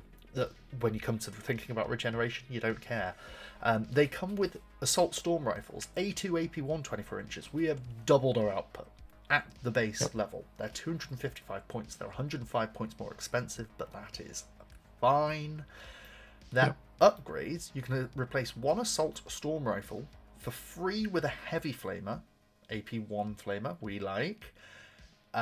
for 10 points with a Psychic Cannon, which is AP2 plus 3 at 18 inches, which is also very good, or a Psychic Silencer. This is your heavy gravity cannon that you were talking about. Yep. It's not 30 inches, so it is cheaper by 15 points, but just really nice. Yep. We'll talk a bit more about the Incinerator, I think, in a moment. We'll talk about it when we come to the Veteran Knight Brothers. You can replace the close combat weapons one at a time with some A2 weapons, which makes this a really nice rounded unit. But because it's 15 points minimum, and you're therefore going to be spending 75 points to upgrade 5 of these, it's very expensive. I'm not. Yeah, if you could replace the guns here, you'd be happy about it. But because it doesn't replace the guns, you end up with a split profile, which isn't doing more damage in melee than your range ones are. So, what's your incentive to really do it? Yeah. You've got this upgrade all models with 1, and again, we've looked at this a little bit with the other heroes, but this is Ambush, Cleanse, or Teleport, and you can upgrade 1 model to be a caster 1. You are a Knight Battle Brother lover, Harvey. Talk to me about how you're kissing this guy out. So my preferred kitting out of the Knight Battle Brothers is you give them Teleport, because that's what you do in this list. Yeah. So that's a must-have. I think you're always taking Teleport. Then your 2 nice-to-haves, I think, are the Psychic Cannon and Caster 1. Now, I like the Psychic Cannon as a first upgrade before Caster 1. Caster 1 is nice. If you've got other casters in the list especially, this is probably a good time to actually talk about. We talked about Strike before in the spell list, which gives 18-inch extra to your shooting. If you run 2 Knight Battle Brothers and give them Caster 1, and then you run a Caster 3, round 1, you can on a 2-up cast this spell. Now, we've seen it a little bit on the Knight Battle Brother page, but there's a lot of Flamers in this list. Yeah. Flamers are really point effective, and if you give them 18 inches extra range, oh my lord, they're going to melt things from across the map. And you have Teleport as well, so like we're talking 42-inch range Flamers, right? that ignore cover on AP1 and hit on 2s, right? It's a really scary little combo. So you could also do that with the Incinerator here, but I think the Psychic Cannon's better off. These guys, if you are going for a Flamer strategy, which we'll cover later, it's nice having things that also shoot at 24-inch range. I think this is a really, really good unit, especially when it slots in the army, because the army tends to be quite a fragile glass cannon-y army, and these guys are the least threatening looking, but actually very effective unit once you slot in the Psychic Cannon, because they can target 2 units, and 2 hits AP1 is just good, and they're teleporting around and doing stuff. So I like this unit. It's very expensive, but when you play with it on the tabletop, it's a feels good unit. Yeah. Shout out, by the way, at this point to the folks down at Bristol Independent Gaming in the UK for stomaching Harvey turning up and traumatizing quite a few of your players with the Knight Battle Brothers list a few months ago in 2025. You're welcome. Let's move on to the Assault Brothers. Now, the Assault Brothers have got some slight variations in the other army lists, but let's run through them quickly. They're 3/3s, they're fearless, they're Assault Brothers, so they come with A2, AP1 heavy close combat weapons, which I really like. That's a great place to be. I'm yeasting these guys up the board, and at 165 points they are doing the job for me. They do also come with pistols, let's not forget. You can do sergeant stuff with them to make their melee a bit better, or give them different pistols. You can replace one of the pistols with a flamer. You can replace 2 of the pistols with plasma pistols. And then you can get extra weapons in there, which is really nice. The thing that's kind of unique to these guys is you can give them jetpacks for ambush and flying for 25 points. I like the Assault Brothers for where I'm looking for ambush units at a reasonable price. Yeah, these guys strike me as the guardians of the Battle Brothers list. It's kind of like the, what are you doing if you're not taking an ambush? They're primarily a melee unit. You could run them ranged if you want, but it would be somewhat wasted. The ambush and flying really makes this unit, especially when you start looking through the upgrades. For 15 points, you can get an energy fist in there. For an extra 10 points, you can get a heavy chainsword, which is a 4 AP1 on one of your models. Yeah. So all of a sudden you have this really, really strong core of attacks hidden deep within the unit. And ambush lets you get them into melee and they can threaten from there. And I think that unit ends up being a little, maybe like 240-ish points. I've not done the maths. But yeah, it's a nice solid melee unit, and I'm a fan of having pistols on units like this. Some people aren't. I think the flexibility pistols offer, especially when you have quality 3 fearless, is good, because you are almost certainly going to end up with some of them kicking around at some point. And because they're flying, they can fly behind cover and they can shoot from one objective to another. And if you win the game because you shot a single heavy pistol at a unit on a different point in the last round, you're never going to undervalue heavy pistols ever again. So yeah, good unit. In the other factions, what we're looking at here, where it's interesting, are going to be for blood, because this is a melee focused unit. This is where Furious is really going to get leveraged. 175 points, 200 points with the jetpack. I'm actually quite okay with that at a 200 point unit. I don't hate it. And then if you want to go deep, you can. 210 points for the buried heavy chainsaw sword. It's pretty decent. Let's go into the wolves here, where we've got the first of our unique-ish different variant unit. This is the Wolf Rookies. Now, this is again a 4-4, not a 3-3 unit. This unit's got Furious base in Wolves. Yes! Dave's excited. And this is the unit that you can get your jetpack ambush flying guy on. And again, similar, if not exactly identical upgrades. You can bury the heavy chainsaw sword. You can get the sergeant variants in there as well. And it's just cheaper overall. 180 points for the base one is good, and don't forget you've got counterattack. So if you ambush this in, this is maybe a secret extra bit of power to the counterattack. If you ambush this in, you don't have to activate it immediately. Yeah, this is one of those units where, I mean, the counterattack really shines in this situation, because if you're playing ambush heavy, you end up playing that game where you're like, well, I'm going to do this one, activate it first, so I need to play this one further back. Maybe I'll use the flying to be behind line of sight blockers or whatever it is. But yeah, if you're playing against a melee list, you just slam these guys down in range of as many units as possible and go from there. But yeah, this is also making use of Furious quite nice, because Furious is roughly +1 quality. So these guys end up actually just being like a -1 defense version, which is good for a unit that's looking to charge in and blow things up. So I think this is a nice variant. It's good.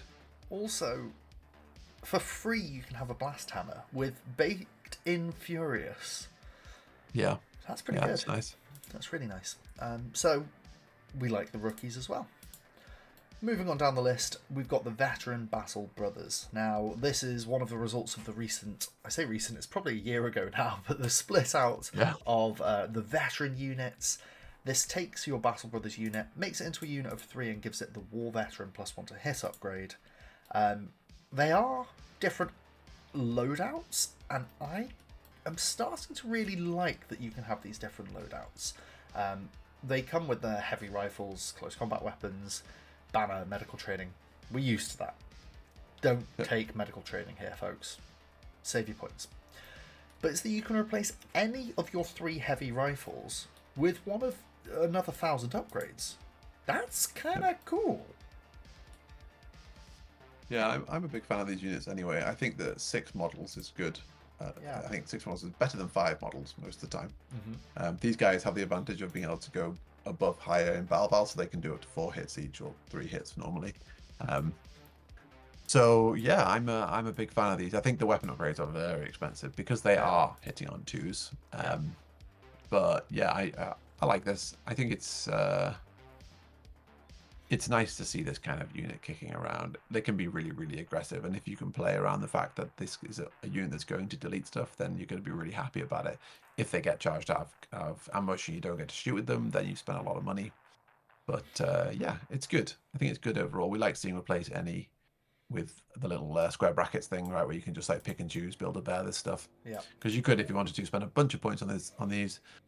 Get a big unit with 2 different weapon types in it that can threaten 2 different things, and turn 1 go blow some stuff up. So yeah, good. And I think this is like I said, just probably better than the normal Battle Brothers if you can afford to double this up instead of taking the standard ones. Yeah, they're very nice. The unique ones that we're going to look at, first of all, we're going to look at the Knight, the veteran Knight Battle Brothers. Harvey, this is your jam. 12-inch range. Harvey loves it, folks. Why do you love these guys? Incinerators. That's we touched on it a little bit on the Night Battle Brothers, but this is the unique, in inverted commas, weapon for knights. Amongst other things, well, they got Slayer hammers and all sorts of stuff, but it's a heavy flamer, is what it is. It's a heavy flamer. You can, they're cheap to have heavy flamers, 160 points. You can double these guys up to 320. You then have 6 heavy flamers. That's a lot of heavy flamers. Yeah. Then you can spend 30 extra points because you've doubled the unit up to give them teleport. Now you have an extremely scary unit that's going to basically delete anything that's got more than 1 model. The difference between shooting 3 heavy flamers and shooting 6 is enormous. You will just delete units. If your opponent has things doubled up, these guys will make their value all the time. We'll show you a list at the end that kind of uses this stuff. The one I took to Bristol as mentioned. But it's actually a really, really fun playstyle. You ignore all the big things and you hope your opponent doesn't have too much tough, but you can still deal with that because you've got other stuff. But as a unit, there's some interesting play here, right? Teleport, one of the nice things about the 12-inch range thing is if you do a wound to a unit, they have to assign that wound to a model. So if it's a tough unit, you know which of their units they have to take off the board, which means you can teleport within 12-inch ranges of a tough 3 unit that's taken the 1 wound, absolutely annihilate that unit, and if it lives, they've had to take the 1 model that was in charge range off. So then the rest of the model range is now out of range. It's a really, really interesting little tech, and it's where like caster 1 here gets more value because you can take caster 1. I think they have the 2 hits AP2 or something at level 1, so you can do that. You can trigger, 2 hits AP2. So you can go like, okay, I'm going to make you put down one of your wounds, and then I'm going to flame so that only that model gets taken off the board, and then you can't charge back. It's a really fun playstyle. Highly precise. It's a precision technical game. play to do with the veteran Night Battle Brothers there. They're very exciting. So then moving on, we're going to have a quick look now at the Watch Battle Brothers. Now we put the Watch Battle Brothers into the veteran category because they've got War Veteran and they come as a block of 3. So despite the fact they're not called Veteran Watch Battle Brothers, Watch Veteran Battle Brothers, they are Veteran Battle Brothers. They come with heavy close combat weapon loadout to start with and heavy pistols, but then they've also got this heavy rifle loadout. Replace any heavy rifle loadout. They don't have the thrilling excitement of teleport, but they have got purge, which means that when you see this heavy flamer incinerator upgrade for 10 points, this 170 point unit is quite scary. Yeah, the interesting thing about this unit, so they've got a unique weapon in the Frag Blaster. A4 AP1 rending, and we like AP1 rending. That's really good. They also have a combat shield upgrade for 5 points that doesn't replace anything, which brings these guys down to, apart from for morale, effectively a 2-2, which is really cool. Yeah. But yeah, Purge plus Flamer or Purge plus Frag Blaster, that's doing bits. And as mentioned before, you don't need to run these guys as 12-inch shooting. You're going to end up 12 inches from someone. So if you want to go for like a storm rifle kit and shoot them from far away, and then when they get close, get that bonus, go for it, right? But you can just as easily just take some shotguns with these guys as well and, run them up the board. It's a very fragile playstyle. Like, caveat, they have a living crap out of that, right? These guys don't have regen. Like the Knights ones, they don't have Aegis, right? These guys fold. But if you like really, really explosive, bursty playstyle, then Watch is where you're going to find it. That purge effect is very nice for exactly those reasons. Yep. Sweet. Let's keep on going. Very quickly, I'm going to mention the Veteran Assault Brothers. These guys are your Assault Brothers, so everything we'd expect. Most importantly, that we can see here it is, the jetpack for ambush and flying upgrade. But otherwise, these guys are just the same as the Assault Brothers in the veteran category. So they have the same veteran quirk where you can get 3 times heavy chainswords on these guys. Yeah. And so they get that super glass cannon-y play style, and especially with ambush, that's really nice. Yeah. I quite like it as well because the heavy chainswords do replace the pistols. So if you aren't a fan of the pistol tax, as people call it, it's only 10 points to double the number of attacks these guys have. And even there's 3 of these guys running at you and hitting 12 times, hitting on 2s. So yeah, they're hitting 10 AP1 attacks. That's pretty decent. Let's just take the moment to give the respect to the veteran Blood Assault Brothers, who are 140 points plus 15 for the jetpack, so 155 points, plus 10 points to go here, so 185 points for 12 attacks, Qual 2, Furious, Ambush Flying. They can do some bits. Yeah. Lovely, lovely glass cannon, good stuff. Lovely, lovely. For the Watch subfaction, it is the Watch Vanguard. These guys come with Ambush and Flying to start with.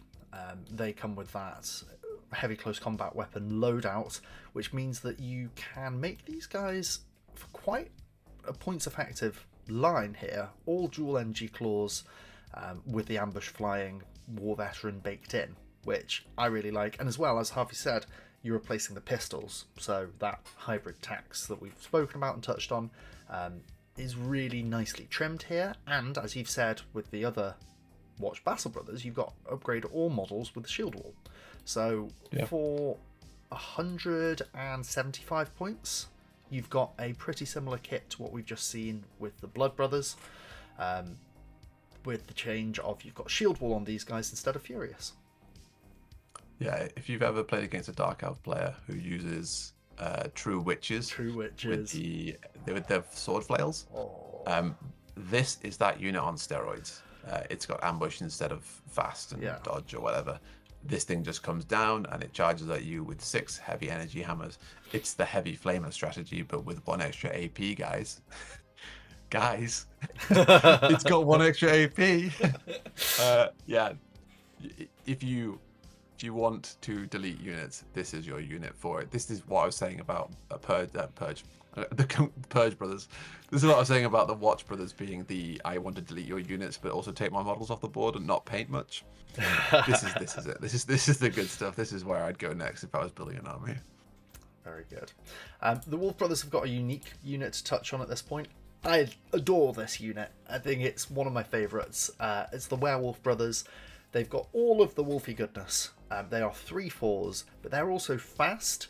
They come with regeneration baked in, which I quite like here because it's defense 4 up, so you're going to actually be seeing it more often, which is a bit sadistic, but there we go. They start with wolf hammers and shields, which are A1, AP2, which are just really nice. Like, good starting place, but then you, for 35 points, get rid of all of that to give them all A2, AP1. Yeah, I think most of the time you just go the heavy claw upgrade. I'm not sure if it's worth going the dual wolf claws or the heavy wolf axes. I agree. But what I do think is worth running is the backpack grenade launchers. Yeah. For 25 extra points, you could get 15 blast attacks once a game, which is turn 1. Basically, you walk forwards and you wouldn't have had any impact at that point in the game otherwise. And instead, you just go like, here's 1,000,000 attacks. Also, I really like this. With fast, that's way more likely to be a relevant thing. 24 inches is a real sweet spot in a 24-inch game. Yeah, that's quite good. Yeah, I'm a big fan of the backpack grenade launchers, and I think because they're 5 points. The extra range of a 24-inch limited weapon versus a 12-inch limited weapon, you're going to be paying 5 points for it anyway. So it's actually quite nice to see the extra range and stuff here instead of grumbling that it's too expensive. Yeah, it's really good. Werewolves, beautiful unit. We're going to just dive into the Blood Brothers for a bit here whilst we look at 2 units that are unique to the Blood Brothers. We're going to start with the Blood Death Brothers. So these are your Blood Brothers that come with, to be pretty glib, regeneration. They have got nearly the exact same loadout as the Assault Brothers. They start with an A1 melee weapon, but you can give them ambush and flying. You can replace you can replace the heavy rifles that you come with and the close combat weapons to turn them into the Assault Battle Brother variant there. So they've got the A2, AP1 heavy close combat weapons. And then you can upgrade those even further. Now, finally, we're seeing replace any, which I really like here. You pay 185 points to have that Assault variant, and then you can add 5 points per model for one of my favourite stat lines for a weapon in the game, A2, AP1 rending. Yep. I think that, it's always nice to see an any. I mean, sometimes it's more expensive than it probably should be, but... Yeah, which I think it is here. Yeah. This is an interesting unit because it's kind of like, well, we wanted you to be able to do this with normal brothers as well, so we've given them heavy rifles, but you can immediately bin those off, and yeah, it's kind of like a bit of a do-it-all unit. It's got the Furious, it's got the regen. It's a weird piece because I feel like it's not optimized in one way or another, but that doesn't make it bad. It just makes it a conscious choice that you want something that's maybe a bit tougher on the wings that can do something. I probably wouldn't run these guys as the 24-inch shooting variety. I think the melee version is probably better. Yeah, but there's definitely valid uses where you might just want a unit that comes down anywhere on the board and pesters things. We talked about it in our deployment objective video, but if objectives are widespread, this is the kind of unit that really benefits. It's really hard to move because it's got regen, it's got fearless, it's got qual 3, def 3. If it's got the 24-inch rifles, then it can still impact the game while playing on the objective. So yeah, it's an interesting kind of like middle ground piece. I think I like it, but I'm not in love with it. Yeah, okay. And continuing on the line of here's Assault Brothers Plus. So if you really like your 3/3s with A2, AP1 close combat weapons with ambush, fearless, flying, and furious, here's the Guard Brothers, which base 215 points have just got all of this stuff going on. Now these guys do start with each of their pistols being A2, so if you dislike hybridization, stay away. If you like it because you value that extra round of threat effectively, here's your unit, and you can replace any of them to be plasma variants, which I don't think I'm doing here. Again, you can replace any of the heavy close combat weapons, which I might be doing here, and you can give them a banner. Now, in the list where there are Death Brothers, I think I'm going Death Brothers over Blood Guard Brothers. Yeah, it's another kind of, it's just like the hybrid unit, but again, it's a strange inclusion once again. I'm sure there's a parallel for it, and that's the reason why they exist. But yeah, this is the kind of unit that I'd like to see get something more unique. It has banner. That's its unique thing, I guess. Yeah. I think some of the previous Battle Brothers can get that as well. Let's make this something more interesting. Make this a super banner that can buff other units. I was just thinking about HDF, the company standard. That would be something that would be great to see out of the Blood Guard Brothers. The Support Brothers. This is a unit of 3. These are our shooty base brothers. Now, another unit that Harvey's going to like by default. It's 3 of them, and they come with flamers. Not just flamers, AP1 heavy flamers. The Support Brothers also have the Relentless special rule. We've kind of touched on it. Harvey's obsessed with it. Exploding 6s and Blast 3. I also love it, but Harvey was the one who forced me to take an army I didn't want to play to really try out Relentless and Blast weapons, so there we go. And these guys have also got a replace any heavy flamers with other things. It's like you've said before, right? You can... I mean, the only thing is you can't make them super heavy flamers for AP2, which I think you do most days of the week. But you can do extra weapons, target multiple things. Yeah, support unit is a support unit. This is a more expensive one. I tend to like them with less defense because I think they're a glass cannon anyway. But the one thing to mention here is Battle Brothers do get access to advanced tactics. And advanced tactics plus Relentless is a bit more interesting than Relentless otherwise. Apart from that, I'm starting to come round to your chain of thought, which is Relentless is the poo-poo. Which I think you're probably right about for most instances. But yeah, it's one of those things that gets stuck on units, and if you want the unit, you got to pay for it, which is a real shame. Hey, I have been wrong and changed my opinion on so much stuff to do with OPR, but I'm telling you, Relentless sucks. When you look at the fact that you get a better version of this, I think, on Watch, I know it's 12 inches. Yeah. You get a better version on this on Orcs. That's what you actually get. Give me shooty everywhere. Then I'll be happy. Yep. Whilst we're talking about the Support Brothers, let's also just let Harvey wax lyrical about more things that he loves. Hey, look. It's the same thing again. Yeah, so this is the Support Brothers. But it gets access to Caster 1 and a much more reasonably ranged blast weapon. The Support Brothers we just saw to get a plasma cannon was like 50 points, I think, or something like that per. It's extremely expensive for the normal Support Brothers. Oh yeah, sorry, I see what you mean here. If we go to these guys. Yeah, plasma cannon. Yeah, so it's A4, it's blast 3, it's like enormous range, all that kind of stuff. It's like a bunch of really overkill stuff. This is a much shorter range version, but it's only 15 points. Yeah. And that gives them a really nice little spot in the army where you spend your 45 points, it costs you 215, and actually that's quite a threatening unit in the context of the rest of the army that's all trying to like shove people's face in. Then occasionally this thing might go unnoticed and be able to shoot its relentless shots. Yeah. And then also just like caster one, a little caster buffer, can kind of make the unit a bit more threatening, so it's a bit more interesting and spread the cost and stuff. So yeah. Pretty decent unit.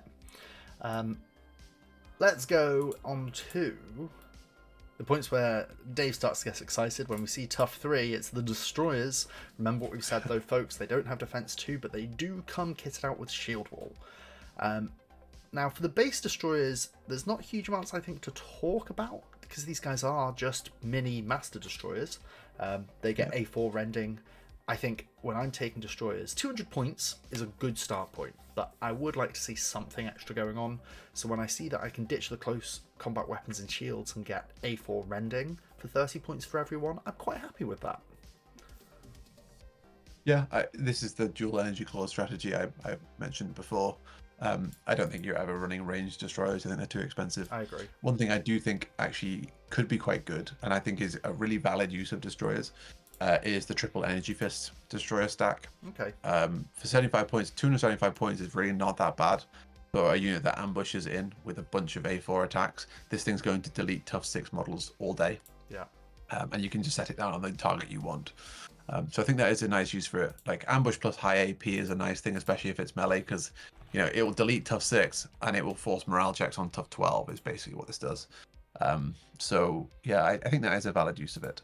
Especially if you want to slam a bit of Furious in there and stuff. I was going to say, when you bake in being a Blood Brother, then it's really, really nice to see. Yeah. The Dark Brothers, they're the Dark Brothers Destroyers, the Dark Destroyers. Of course, we've got Dark Assaults as we've spoken about, but we've got some extra bits going on here as well. Now, you can immediately just change one of their heavy maces, which has come down here, for a blast weapon, but first of all, the heavy mace. This is one of the instances, I think, where it is particularly confusing what upgrades you can do. But you can, instead of doing the dual energy clause upgrade, you can give them all A3 AP2 rending and keep the shield wall there. That's a really nice line of attack profiles. You just talked about how good A3 AP4 is. I think A3 AP2 rending is pretty on par. Yeah, it's a great line to have of traits on a weapon, and this thing has the thing that we might not have mentioned on the channel actually before, but 1 tough 3 model per unit of tough 3 can go up to 6 wounds. It can do 6 hits, which is what that top upgrade is. The heavy flail does 6 hits. Yeah, and it's A2 and it's blast 3. Blast 3 is great because it's cheap, and this will be embedded in the unit. This is a tough unit anyway to kill. We're talking 3/2s here. That's really good. Really, really big fan of this version of the destroyer. The question still hangs: can you use Dark Assault in an effective way that's not going to just dangle your destroyers? Yeah. If you can come up with a strategy that works with that, then this is a great unit. It's expensive. You put all the heavy maces on, you swap one up for a heavy flail. I think that's guaranteed. I think the rest of the upgrades all fall by the wayside when you see that heavy mace upgrade. But yeah, 80 extra points on top of a base, 215, 295 points for this unit. But it's going to do it. It's going to do bits. It is going to do bits. It's worth touching on here as well, that if you wanted to put a Dark Master Brother in here and give him ambush and flying, forgo having Dark Assault, but then giving it War Chant, or just bringing a Dark Master Destroyer with War Chant, this is the point where you are breaking Balval even more. Because if you have exploding 6s on your blast 3 weapon, the maximum damage output of this one model is 12 hits. 12 hits AP2 from a single model is, I think we call that a metric crap load. Yeah. Yeah, you can. Furious Blood Blast is a rules combination that's going to win you games, but it's not going to lose you games. Mm-hmm. Which I think is why we kind of prattle on about it so much, because sometimes you are just going to roll the 2 6s. Yeah. Right, and their unit is going to disappear. Yeah, and you're going to feel great. This is already an expensive unit, so it kind of already does that already. But in a real way, this is going to kill things that it shouldn't be killing, and just from rolling a single 6. Dark Destroyers, very, very scary. We're going to have a quick look now at the Night Brothers, because the Night Destroyers as well have got some more cooking going on. And again, we're talking a lot about Balval in this video. We're not going to go into it in depth, more than we've already touched on, but if you are interested, jump into the Discord and ask to have a look at the Balval guidelines. I don't think you need to be a Patreon to see them, but I'm sure someone will talk to you about it. And if we're being very naughty boys and discussing things that we only know because of Patreon, whoops, sorry, don't take us down. But we're far enough in the video. We know Tano's not watching. He's not fine. watching. He's skimming it at best. Like, it's okay. Tano, if you are watching, jump into the Discord along with everyone else. Make sure you like, comment, and subscribe. But let's talk about the Night Destroyers. So the Night Destroyers start out with storm rifles, which I'm kind of thinking, can I get away from? You can't, but they are a decent all-rounder unit. It's upgrading these close combat weapons where you can give them all this nice round of A4 AP1 thing. You got poison, you got rending, you got reliable. Talk to me here about poison and rending. Which are you taking? I think I know which you're taking, but talk through what and why. Yeah, I think I'm taking rending. I think rending is it gives you more potential. Poison doesn't help. Like, AP1 is good against chaff. Rending makes you good against tanks. AP1 is good against chaff. Poison makes you really good against chaff. Mm-hmm. So, like, if you want to double down on the whole, I'm going to go kill chaff with this, but if you're killing chaff with this unit, first of all, I don't think it's a very good unit, right? It being locked into storm rifles, and the storm rifles, you can replace one of them. Yeah. If you could get triple incinerators here, now we're talking, right? We're talking more flamers, tougher body, ambush. Yeah, give me that. But you can't. They can go melee here. They've got that thing I was talking about where they can do up to 6 hits thanks to the Slayer Hammer dual energy falchion. So that's actually like not bad. But because they're locked to the storm rifles, and yeah, you can like trim 15 points by taking an incinerator. The only other thing to mention about these guys is they do get regen. You can upgrade one of their models with it. That's what the Destroyer medical training is, which is unique to this list as well. Mm-hmm. But I think this is trying too hard to be an all-rounder, a little bit like the Night Champion, where you're like, I think maybe I would rather something else. Yeah. It is worth saying. It's very hard to get value. At this point, 30 points is okay, I think, for regen, because it's the tough 9 that you're covering, not just 5 points of wounds. But that's a massively expensive unit that a 335 starting point I'm not excited about. Yeah, and as mentioned, regen really good with tough 3 because deadly 3 threatens tough 3. Yeah. And this counters deadly, so. Yeah. While we're getting excited about tough 3 things, let's go into the wolves, keeping Dave excited. It's more than 3. I'm not even going to try and do the maths on it, but we've got lots of unique units for the Wolf Brothers. First up, the Hunting Wolves. These are 4/4s. They are fast, strider, counter-attack, A2, AP1 for 130 points. What a wonderful unit. This is probably the best unit in the army, I think. We've talked about the 90-point hound unit that takes a side objective. This is a more expensive version of that, but counter-attack means you can ignore it, right? There is no pressure at any point for you to activate this unit, unless your opponent's going to shoot it off the board, but like you're playing a fast strider unit, you should be able to avoid that. It's 130 points as well. Blast away, mate. Yeah. And you can give it regen for 15 extra points, and that helps it play that role of sitting on a point somewhere. This is like the most passive but great unit, right? It's like for 145 points, grab 2 or 3 of them, just slap them in your army. You'll never regret having them, right? Excellent. There's 5 models with regen. They're going to live loads of stuff. Yeah, just run around the board, take your objectives with them, and then spend your points elsewhere. Yeah. And if you need to, yeet them at something, because 10 attacks AP1 is great. Hunting Wolves are an excellent unit. Continuing on what can be really excellent units, let's have a look at the Wolf Riders, which are 3/3s, counter-attack, fearless, so there's your Wolf Brother bits, fast and strider and tough 3. Now they're 280 points, so this is not a cheap unit, but for very little work you can make them amazing. So they start with, they've got pistols and close combat weapons because they're brothers. They've got heavy claws because they're on wolves. You can replace sadly only one set of pistol and close combat weapon with dual energy claws. You can also have an energy hammer, but there's dual energy claws. We love the dual energy claws. You can also replace all of your pistols with shields. You can bin off the hybrid if you don't want it. And for shield wall, I think it's worth it because this is a fast strider unit that you are punting up the board. On top of that, this is go on. Oh, sorry, I was going to say just on top of that, you can replace any of the close combat weapons with energy swords. So you can just get into this beautiful place of it being exactly what you want it to be, paying for what you want in a melee fast strider unit, throw it at your opponents and say, deal with it. Yeah, I think for 300 points, having a 3-2 with counterattack, fast, fearless, strider, or really high quality traits, and you can also do the thing I mentioned where one of them gets up to 6 attacks because the dual energy claw just replaces the CCW, not the heavy claws.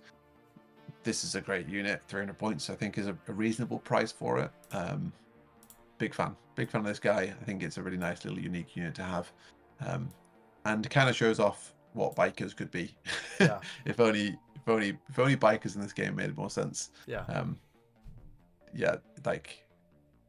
Let's give all tough 3 units 4 attacks. That's my motto. I'm just 100% with you there. give them the output. Yeah, give them the output they deserve. 14 attacks, hitting on 3s with counterattack. Yeah, gimme. We've been so excited about 2 wonderful tough 3 units there. Let's go get disappointed again. Let's move on to the bikers. We're not going to spend too long on these guys because bikers are just so expensive for what you get. Pathfinder Bikers, we've spoken about Pathfinders, so you know what to expect here, folks. This is 4/4s fearless, tough 3 because they're bikers, fast because they're bikers. Interestingly, we have Scout as a default rule on the Pathfinder Bikers. We are used to seeing Scout be an optional upgrade. Locking it in there, not in love with that. I think you probably wouldn't take this unit if it didn't have Scout, so it might end up being an auto upgrade anyway. The one nice thing about this unit is it does have Blast 3 and A1, so it does hit that 4 hits thing I was talking about. I'm just not really enthused by it, you know. I just don't like. It's fine. It's fine, but quality 4 is not. Like, the difference between quality 4 and quality 3 is really, really noticeable, and I know statistically exactly how much it should be, but consistency wise is so vital, right? You want your units to do the things you expect them to do, and like looking at average damage stats doesn't tell the whole tale because a 3 is more consistent than a 4. So if you want to do biker gang, then yeah, they're okay. They do the 4 hits. They do the 4 hits. Yeah. Again, Pathfinder bikes. Not much to talk about in the other sub-factions, so we're going to move on to the Brother Bikers. Now, these guys come with 3 ranged shots. 24 inches A2 AP1, 12 inches A1 AP1. The redeeming fact immediately for these guys, quite like with the Pathfinder Bikers, is you can hit 2 different units. But I think it's fair to say we're just pretty unenthused by this, because you have to go through a hell of a chain of upgrades to get to the exciting ones. You have to replace all of your pistols to get heavy rifles, and then you can replace 1 heavy rifle to get an upgrade. It's painful. It's expensive. It's a biker profile. I think it's I don't know. I just don't see tough 3 plus shooting being a thing. I just don't think it's taking advantage of the tough 3. Yeah. And the damage output is not that much. Like, this is like if you do the heavy rifle upgrade, or I guess even if you don't leave the heavy pistols, this is the equivalent of having a unit of 9 normal dudes. Yeah, exactly. With A1, AP1, which is like it's what is it, 10 points cheaper compared to just having 10 Battle Brothers. Yeah. Right. So I don't know. I just think they do. Yeah, they have fast. I don't know. It just doesn't feel worth it to me. When you take 2 wounds, you don't lose 2 shots. Like, yeah. I think the base Battle Brothers profile isn't very good. So well, there's also that aspect, right, of saying we're not bringing doubled up units of Battle Brothers. No, exactly right. So why are we bringing these guys over? Yeah. In fact, Barbara, they're 120 points actually. Maybe, I think I should call them 150 points. Oh, they are 150 points. Okay, no, it's fine. My brain has not failed me. The interesting ones are the Dark Brother Bikers, because the Dark Brother Bikers, I was already complaining, why do they have Forced Scout? The Dark Brother Yep. Bikers have Black Biker, which gives you a Scout optional upgrade, 25 points. This isn't my Scout unit. Like, this isn't what I'm doing. I'm not building a full Scout army with this. This isn't the unit that I'm trying to use to ping onto progressive scoring objectives early. This isn't the unit I'm trying to pressure a flank with. The one use case for these guys that is unique to them is that they also get access to the twin plasma rifles and then that dark grenade launcher, right? So, like, that makes it a lot more threatening, right? The thing to know about the grenade launcher is it's not blast, right? So don't get tricked. It's a cooler grenade launcher because I guess it throws inert grenades at people. Like, I don't know why it doesn't blow up. It might be a mistake. I don't know. Sometimes, I guess, when you're dragging things on, you just forget about the obvious ones. But so these guys can take the twin plasma rifles. It makes them a lot more expensive, but that just gives them 6 AP4 attacks, which is interesting, kind of. You know, they'll kill tough 6 units, maybe. Not in one shot, but, you know, eventually they'll kill it. And it'll only cost you, like, almost 400 points if you add Scout on top of it. There we go. So, like, I don't know, they're better than normal ones because they're slightly more aggressively minded. It's a lot of AP4 shots. You very rarely get AP4 on something so tanky. I mean, obviously you get it on tanks, but, you know, like, most of the time it's on, like, Support Brothers, right? And this is, like, Support Brothers on steroids. So I think these would perform okay, but I think you would be more efficient spending your points elsewhere.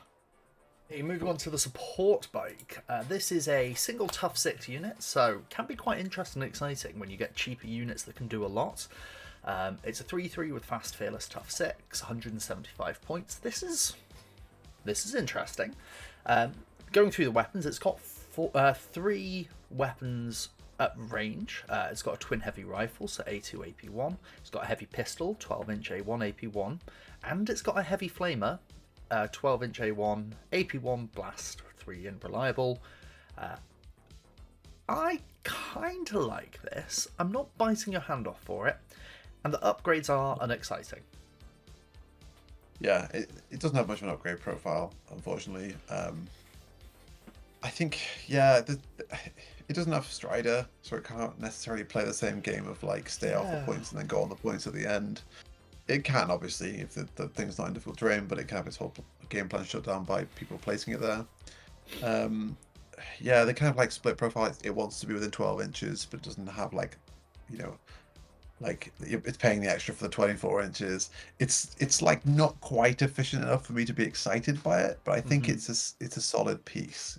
Like, for 175 points, a tough 6 thing with fearless and fast, def 3, yeah, it's okay. Yeah, it's okay.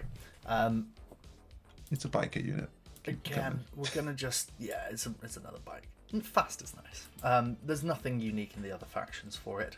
So we are going to round out our core units there and move on to the vehicles/monsters, the vehicles that we get in the brother factions. Starting everything off, we have got the APC. 210 points, it's a tough 6, transport 11, it's got fast, fearless, it's got impact 3. This one is a quality 3 and defense 2 unit, so I'm highlighting quality 3 because these are usually quality 4 in other armies. Defense 2+ because the rest of the army is defense 3+, so defense 2+ is good to see. It's got a dozer blade upgrade for Strider, which we think we're taking every time you're taking one of these. Now it comes with a storm rifle, which is A3 AP1 at 24 inches. You can add another one on, or you can add an 18-inch deadly 3 gun, and you can give it a limited lock-on deadly attack. I am taking, I think, nearly none of the gun upgrades. I would use this for exactly what it's meant. Being a fast, transport 11, I would give it Strider nearly every time, unless I'm really, really skimping for points. And then you've got an alright APC. Yeah, one of the better APCs in the game, I think. I'd agree, yeah. I think when you see Qual 3 on a vehicle, you're very happy. This one is Qual 3 and Fearless, which means that it's less You're coming on scared to of exactly what I being... wanted to say, Yeah. yeah. Yeah, so like, yeah, it doesn't have a melee profile, but most of the time it's not going to get shaken, is it really? You know, it's like pretty decent odds. You've got a 1 in 6 chance, if you believe in that, of it getting shaken. I think if you watched our HDF video, you probably know my stance on what's going on here. Like Dave said, definitely taking Strider. I actually quite like the Hunter Missile on a 3-up. It's nice, and I might consider the Storm Rifles. It depends how you see this playing, really. It can absolutely play it like yeet up the board, deposit heavy load, and try and kill your opponents that way. But actually, because it's quality 3, 6 attacks AP1 is 4 hits AP1. That's a decent chunk. And you take the Hunter Missile, it's AP2, Deadly 3, limited lock-on. I mean, limited is good. This thing is probably going to be around near the end of the game. It's that frustrating point where it's like it's almost not worth trying to shake it. It's Def 2, Tough 6. If you've got the weapons to kill it, then you will. But if you won't, then probably takes an objective, especially if you give it Strider. I don't know. I think it's flexible enough because it's tanky and fearless that you could run the guns on it and not feel so bad about it. Basically entirely off the back that it's quality 3 and fearless. Yeah. I was more interested in the fact that the quality 3 means that it's not just running off the board after a single morale. It's more likely to pass than not, unlike the qual 4 ones. And fearless then obviously mitigates that further, or if you're me, guarantees you're going to fail the morale check. So, it's exciting for somebody on the table. Yeah. It's a timeless classic. The truest of combos is, I've got fearless. That's off the board. Yeah. That's or gone. If you really want to guarantee your fearless units fleeing, take some quality 4 ones and then say to your opponent very brazenly, I'm going to roll both of these checks at once because it's a 4-up into a 4-up, and watch as you roll 2 3s. Feels excellent. Yeah. The best thing about units having fearless is in round 3 when you remember that all your units have got fearless and that you've taken 4 of them off the board already. And I'm really glad you spent those points on it. Oh, excellent. You can, if you really like APCs and you think, 2,000 points, 3 just ain't enough. I want 6. There's an attack APC. I'm really mucking around at this point because I think it's great. I think the APC is one of the best transports in the game. I think the attack APC is even better. Yeah, I mean, so obviously it's less transport, but it's a more aggressive profile overall, which I think I prefer. I think it's more of a useful unit. I agree. So this is a Transport 6 rather than a Transport 11. But most importantly, it comes with a twin heavy flamer. So we love heavy flamers, and have a twin heavy flamer. A2, AP1 blast, reliable, blah, blah, blah.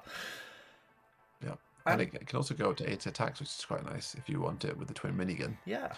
So yeah, it's doing bits, this thing.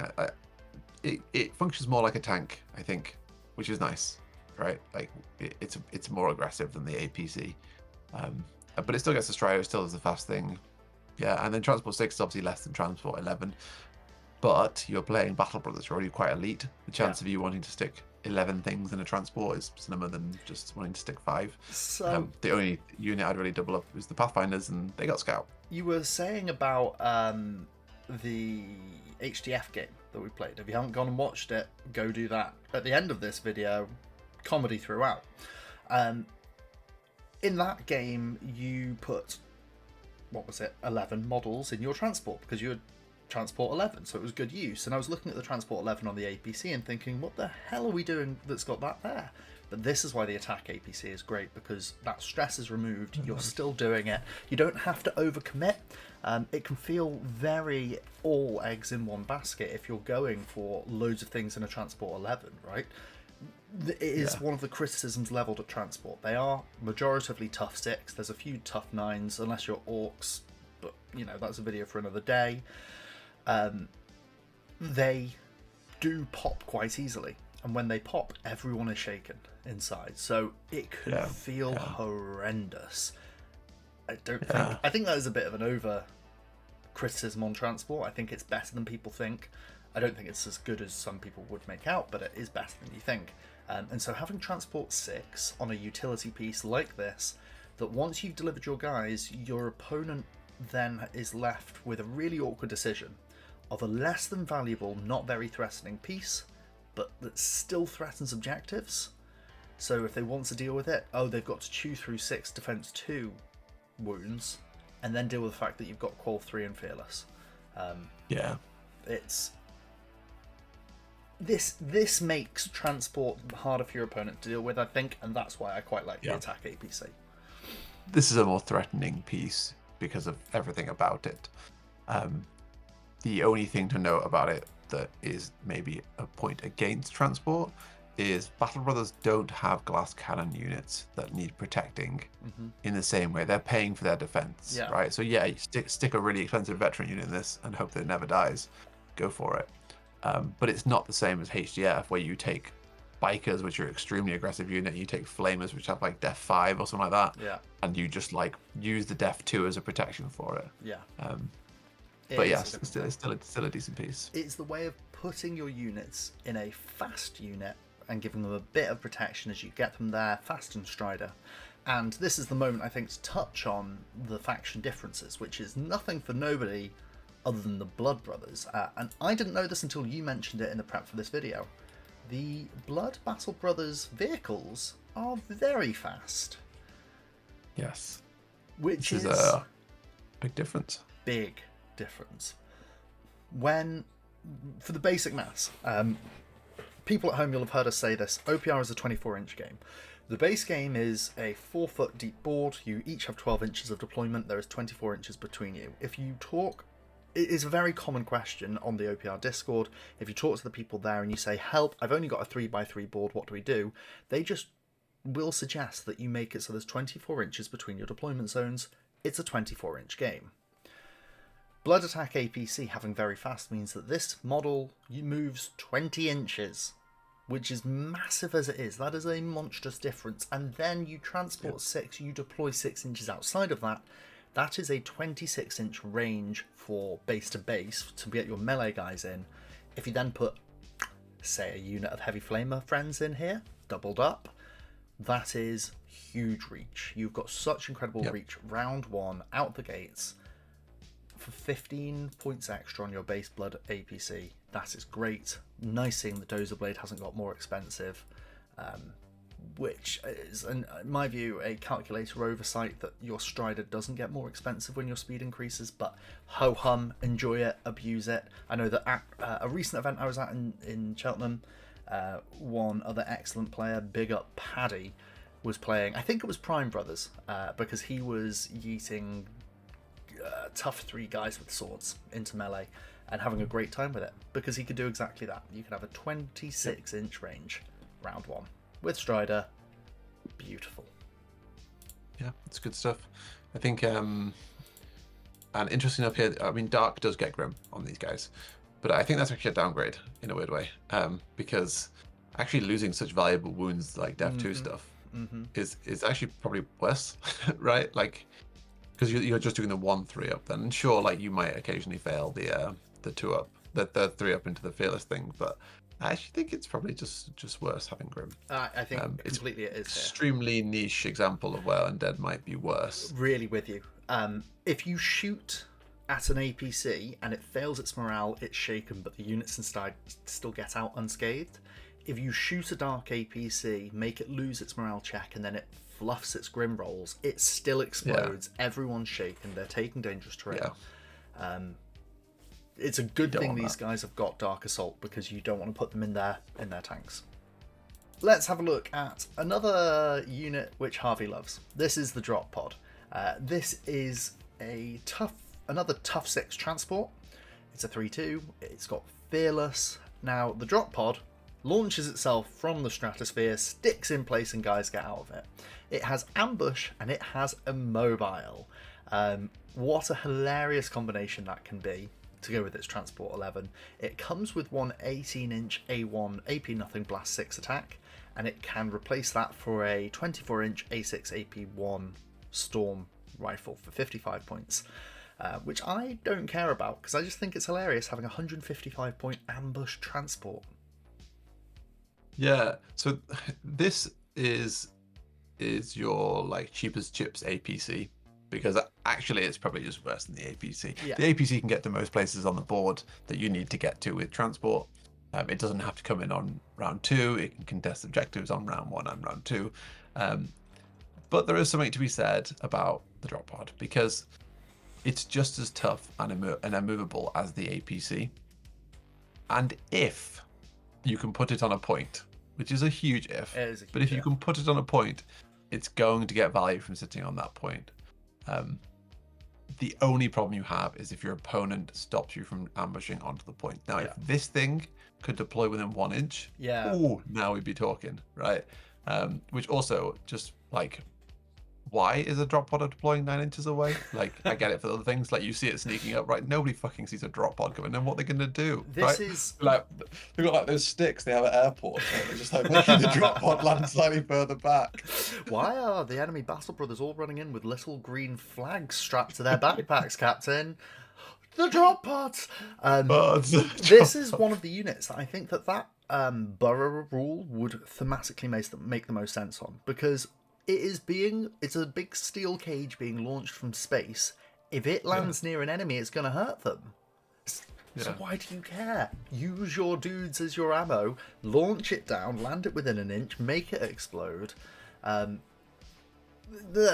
us talking. We do quite often like to talk about what we'd like to see from these armies, but in the meantime, for 155 points, it does a job, and if you can land it onto an objective, great. Yeah, basically. I don't hate it. I don't love it. I think it's funky and I think it's cool, but that doesn't make it good or bad, I guess. It just makes it funky and cool. Yeah. We need like an official funky cool list instead, you know? Units that we think are funky and cool, but not going to run at tournaments. Yeah. There's a good fair few. You can make some really fun, kooky lists in OPR, and drop pods, I think, are one way of doing that. Yeah, if someone said you're running this list today, it spent 465 points on 3 drop pods, I would go, sweet dude. Yeah. Sweet. Tell me there's veteran battle brothers in there. Tell me there's veteran battle Tell brothers. me they've got heavy flavors. Yeah, like literally, right. And there was also a post on Reddit of a guy who had hobbied his own drop pods using leftover. They weren't pot noodle pots. We are not sponsored by pot noodle, but pot noodle, if you want to be sponsoring this, get in touch. Our details are down below. But and if someone healthier wants to sponsor us, we'll have that as well. An apple company, maybe, that would be good. Go through 1 million apples a day.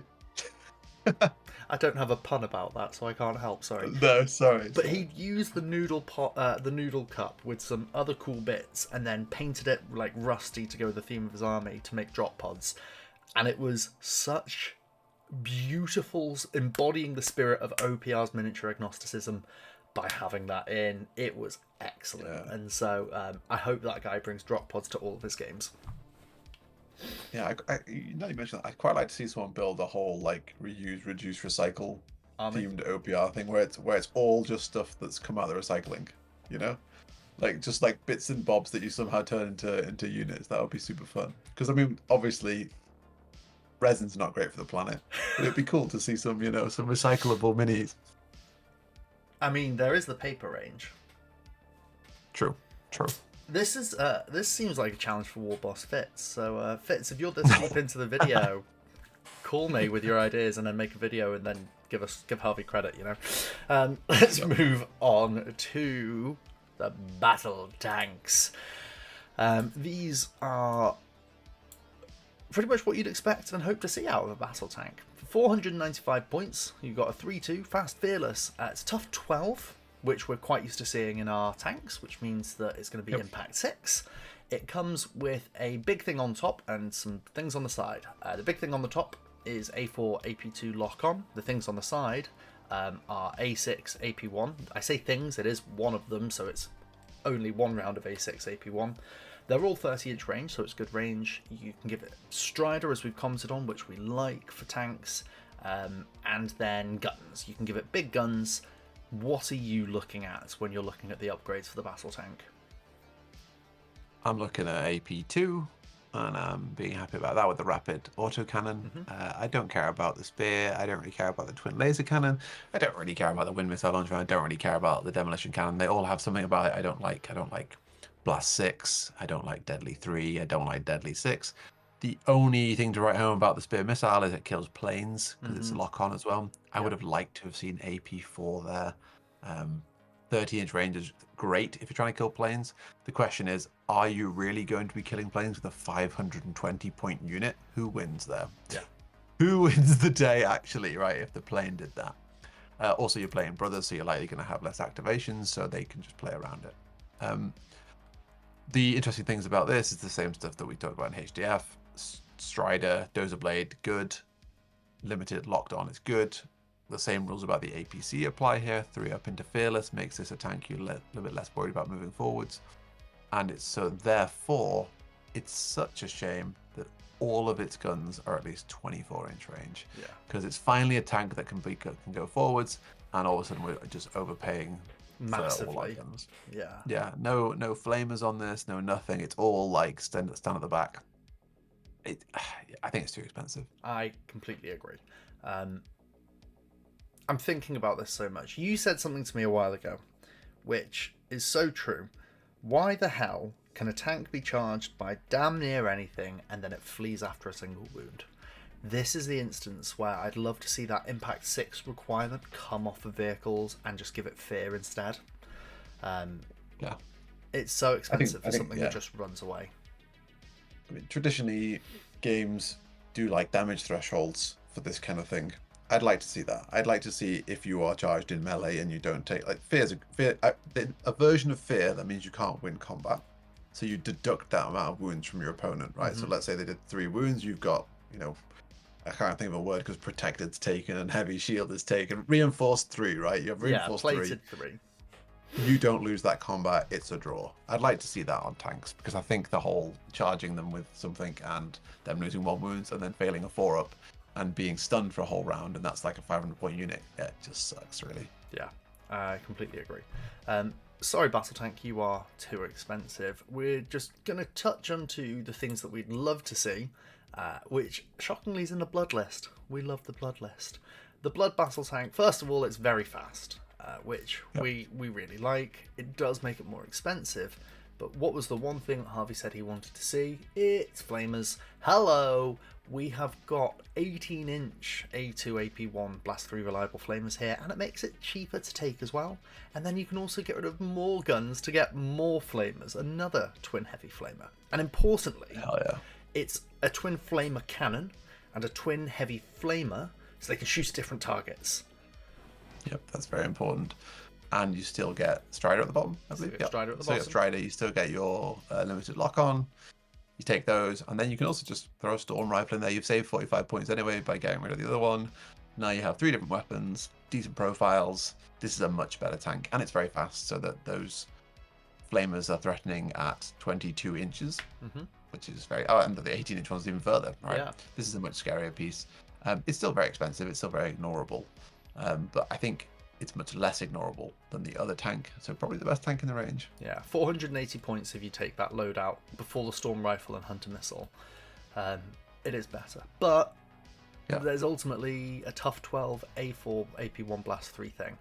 I'm not doing it for that many points. No. Sorry, vehicles. So far, the basic dudes of the Battle Brothers are way more interesting. But we do get on to now one of my favourite vehicles in the Battle Brother range, which is the Speeder. We're going to start with the Attack Speeder. 215 points, it's fast, fearless 3-2, it's tough 6, it's impact 3. It has Strider, already powerful, we like that, and this thing comes with Ambush. On top of that, it has 2 heavy flamers, so we're at that nice flamer range. And then you can upgrade it to have open side to give it transport 6. So like the drop pod, you can have an ambushing transport unit, but this one then gets to zip around afterwards with flamers. Yeah, so this is like an attack APC with ambush is what it is. I think it's okay. I think it's almost a shame that, especially if you're playing Blood, you have such a great attack APC, because speeders are cool, right? It's weird because it kind of tries to play the same role as the attack APC, I think. And ambush is really good. Let's not mess around. If we're playing base OPR, ambush is really good. The one thing we talked about the tournament pack, go watch the video if you haven't seen it. But ambush becomes way less good the second there's any variation in the game mode, right? The second someone's like, progressive scoring or carryable objectives or whatever, right? Like, then it becomes not as good as you'd hope. So I like the attack speeder. I like that it opens up a full ambush playstyle for the Battle Brothers between drop pods and this. You can just like blammo onto the point, which is cool. But I'm not amazed by this unit, I don't think. Yeah, I'm with you there. It's cool, it's fun. I encourage people to go take it, try it, stick your assault dudes into it and make some people cry. I encourage you to take your blast flamers and make your orc friends cry. It's fun, but it's not as good as we'd like it to be. Now, looking at the variants, we've spoken about the fact that Blood has very fast. Like that, that's cool. It also means that you're much less restricted in your ambushing, which is always fun. Yep. The Dark Brothers is a good place to talk in particular about the speeders, because they've also got an extra unit. But for the attack speeder, we've got some slight variation. So it comes with these flamers, and is it that this one can get the minigun? It's the twin plasma battery. Oh, it's the twin plasma battery. Yeah. So that's A4, AP4. I mean, it's not a whole lot to write home about, but there is a place for this being a more aggressive unit between adding a minigun and adding a twin plasma battery and threatening 2 units, right? That like A4, AP4 on a 3-up is decent damage. Yeah. And it kind of opens up to be slightly more aggressive than the APCs, like another step even further into the aggression. So definitely an interesting option. But the thing that this suffers from is Dark want to use their Dark thing where they come down turn 1, round 1. Yeah, and it doesn't have this can't do it. It doesn't have it, right? That's so a shame. Why do we have ambush units that can't do the cool thing? Yeah. It's insane. So, and yeah, you don't want to ambush half your army, so. Exactly. And then we've got the Dark Shroud speeder. Now, this has got an interesting, quite unique effect, which is handing out stealth to 2 friendly units once per activation. For me, I just want to know why. Because you're ambushing this, so again, you're losing a quarter of the value of this rule. But then, when you're ambushing it, you're really not trying to ambush within 12 inches of your friendly units. And actually, you want stealth in the early rounds as you're advancing up the board, because stealth only kicks in over 9 inches away. So this and ambush, Dark Shroud and ambush is attention built in that you're paying for. The second thing I want to pick up on is, why the goddamn hell doesn't this have upgrades? And yeah, so this has 4 attacks maximum, and it doesn't have transport. What the fuck is this? What is it doing? It comes flying onto the map, gives things stealth when they don't need it, and then shoots 3, maybe 4 shots. You're like, damn, dude, I love this unit. This is my favorite unit in the army. Like, come on, like, yeah, it upsets me so much that that it's like cool rule, but fuck all going on with the actual unit, right? Like, give us some meat on the bones, give us some cool effects for this thing, right? Don't give unique units that don't do anything, right? Like, yeah, Dark Shroud's kind of cool, and I do like stealth, right? But just the count, like you mentioned, you lose a quarter of the value if you use the ambush. That's already like, why? Let's keep going. We are now going into the chunky things that go on 2 legs. We're going to start with the heavy Exo-Suit. It's a 3/2, it's fearless, it's tough 6, 165 points, 1 point of immediate coolness. It comes with fear 1. Don't forget that. I constantly forget fear on my models. Hopefully you don't. It has a twin flamer. Why aren't you a heavy flamer? We were so close. But it's still nice to have A2 blast. And then you can upgrade, you can replace the twin flamer, which sadly doesn't have a heavy flamer in there. You can give it more attacks in melee, which I'm not particularly prone to do. And you can then give it some extra shooting. I think I just quite like this as a single 165 point piece. Yeah, I think machine cults do this better with their little 3/2 heavy walker things. I think the dual heavy fist is quite interesting because it makes it quite threatening against chaff, and because it's got fear 1, it can threaten tanks. Anytime that you've got someone with no attacks, fear 1's great, right? Like, it's really cheap, and it's going to give you a chance of shaking things. So it kind of gives it a double threat thing. Am I wow about it? Not really, but for 195 points, think it's all right. You know, fear 1 is a good thing to have. I don't think you really ever go a shooting profile with it, to be honest. Like, I don't think it's necessarily worth going the shooting profile, especially if you've already got the twin flamers, right? That's a decent weapon to have. Like, let's not spend 65 more points, right? So yeah, I think you could run the dual heavy fist. That gives it nice kind of like 4 hits per 3 tough thing going on, and you could run the dual combat drill as well if you wanted to threaten tanks a bit more. But yeah, it's an okay piece. I think it's just fine. It is just fine. And it's the same for every faction. If you've got a cool model, run it as your heavy Exo-Suit. Yeah. Also, actually, one other thing on the Exo-Suit, they does have an upgrade at the bottom for a chest rifle, 2 AP1 hits. Now, these upgrades are kind of weird. I don't know how worthwhile they are. But for machine culls, I mentioned before, I've been playing this in one of the tournaments, there's an upgrade to give a 24-inch phosphor to their 3-2 walkers. And actually, I got a lot of value out of that, right? 24 inches for something that is otherwise entirely melee is a quite nice thing to have. Now, this guy has the flamer, so it's less relevant here. But adding those tiny little guns to things that are melee only, I think actually have real value in the game. So worth noting there, even if you wouldn't necessarily take that one because maybe you've got the flamers instead, but not necessarily trash upgrades. Good to note. We're now moving into my favourite segment of every list. The tough 12 attack stompy dudes. Attack walkers. It is 385 points for your base model. It's quality 3, defense 2, fear 2, fearless, tough 12. What a profile this thing has to start with. It starts with a twin heavy flamer. We like those, but I'm going to like removing them even more. It's got a stomp, which is 4 attacks AP1. It's got a walker fist, which is 4 attacks AP4. The way I start out all of these walkers is by removing the ranged weapon and giving it a second walker fist, because then this thing's got 12 attacks, 4 of them are AP4, 4 of them are AP1. This guy goes into the middle of the board and says, bring it. Yep. This is he's like many walkers in this game, very, very close to the ground. He's got exactly the stuff you want. He stands in the middle of the board, he does his thing, he's fast. He's got fear 2, he doesn't lose combat. He's got quality 3 fearless, he very rarely runs off the map, that's good. The only other place for this guy is, interesting enough, so the twin autocannon replaces a walker fist, which is a good thing if you're going for the range version of it. Yeah.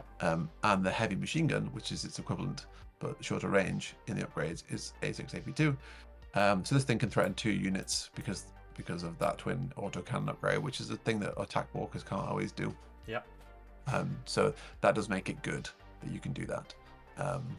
So it's very expensive to run it as a range piece, but 12 shots from 24 inches with A2 is doing bits on the things you're doing, especially at quality 3. So I think you could very easily justify that. And then the nice thing about fear is even if it's just got stomp, it can still win combats with fear and stomp. So you can move it up the board as well. It's kind of like I was saying before about the tanks, how the APCs are less scared. This thing is especially less scared.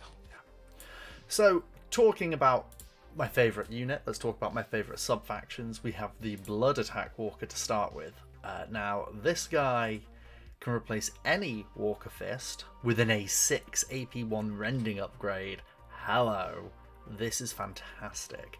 This means that you can have 16 attacks with Furious. I love AP1. Rending is excellent.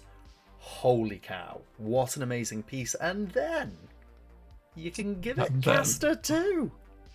Yeah, with the best casting list in Battle Brothers. Talk dirty to me.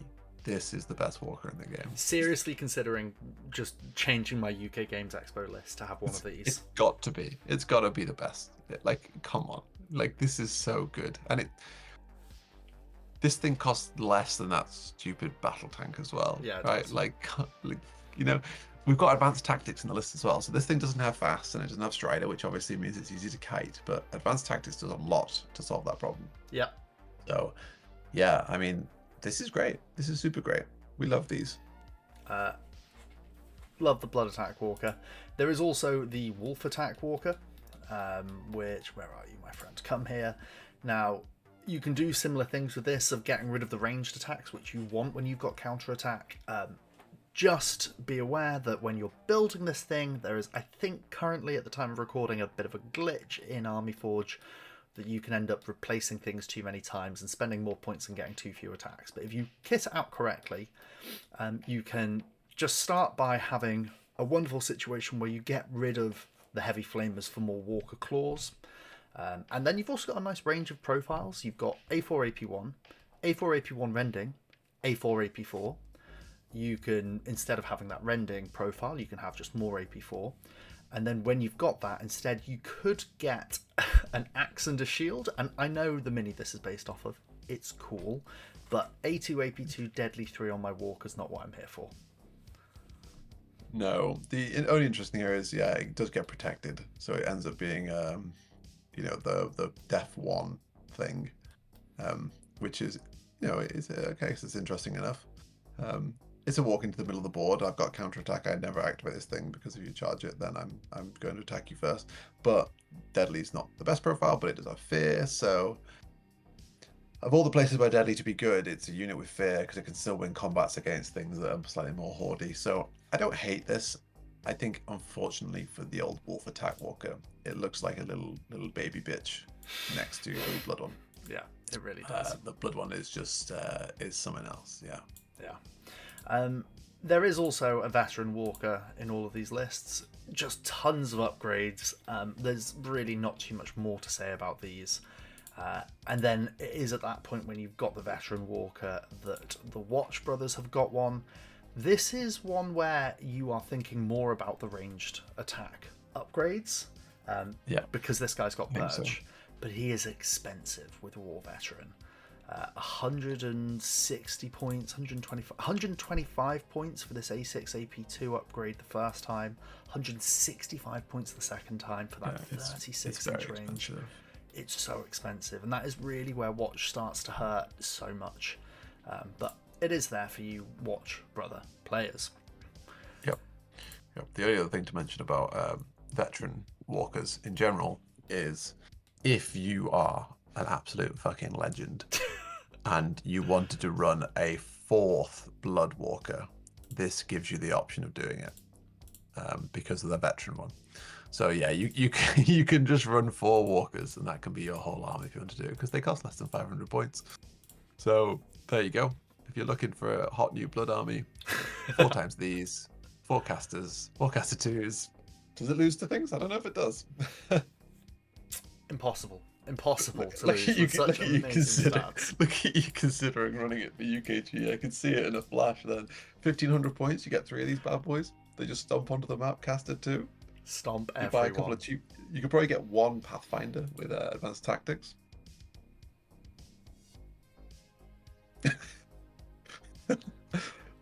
Next unit.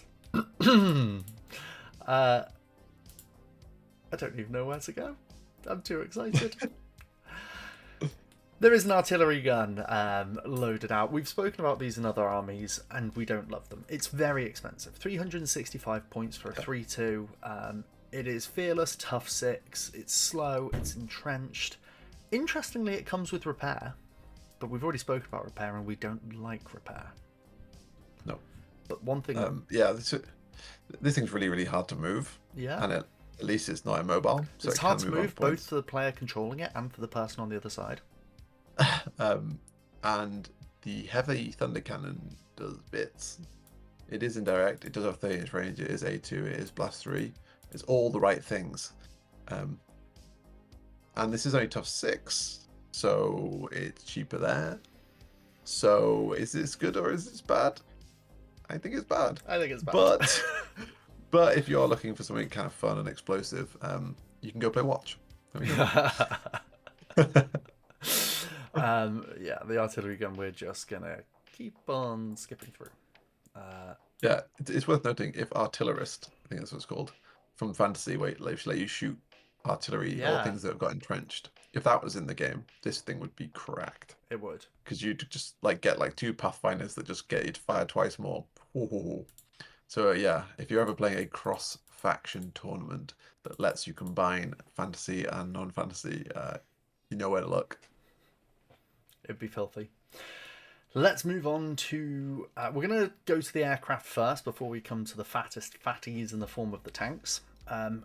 The aircraft for Battle Brothers are pretty okay. Let's start with the light gunship.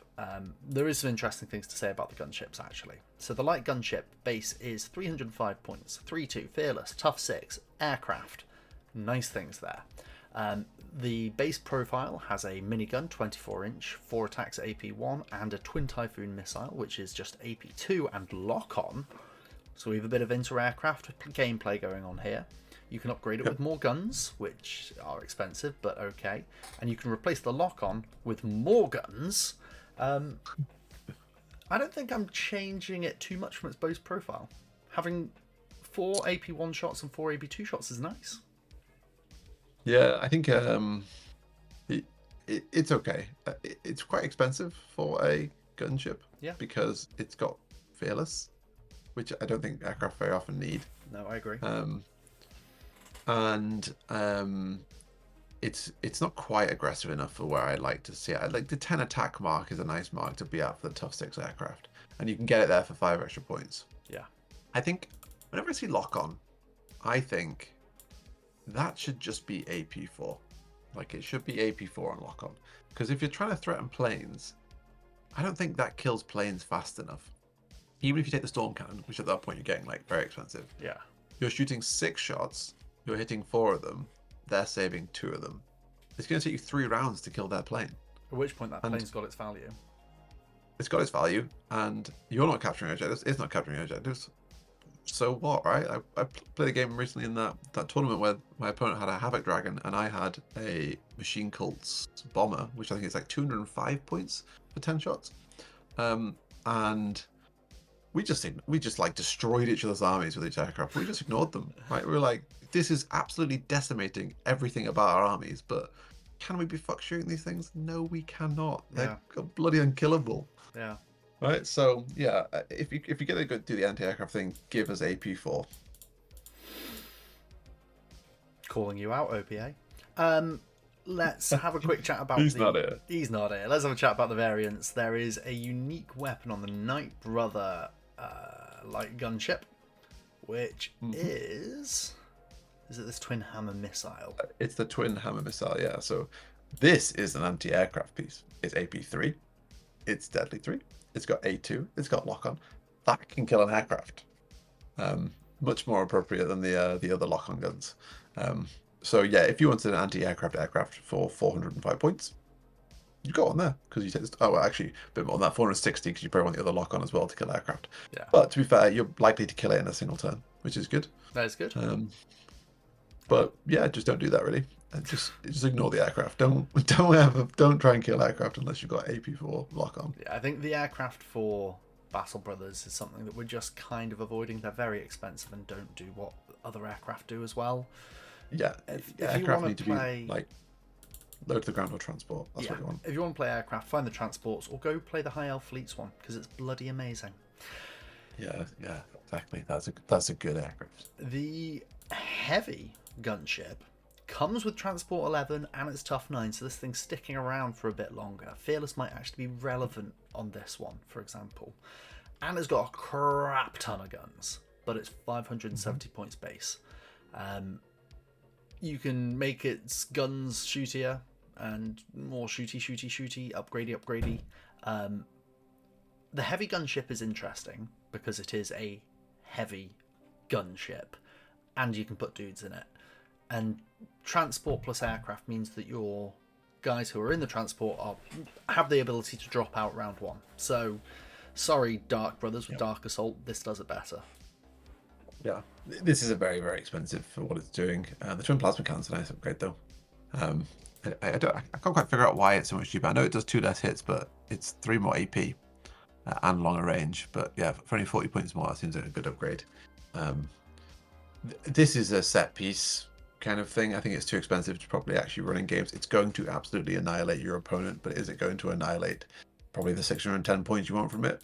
Probably. But if it doesn't quite, then, you know, units on the floor is going to do more, right? You know, men in boots to win the game. I think this is slightly too expensive for that. See, I like it. I think this is in Blood, oddly enough.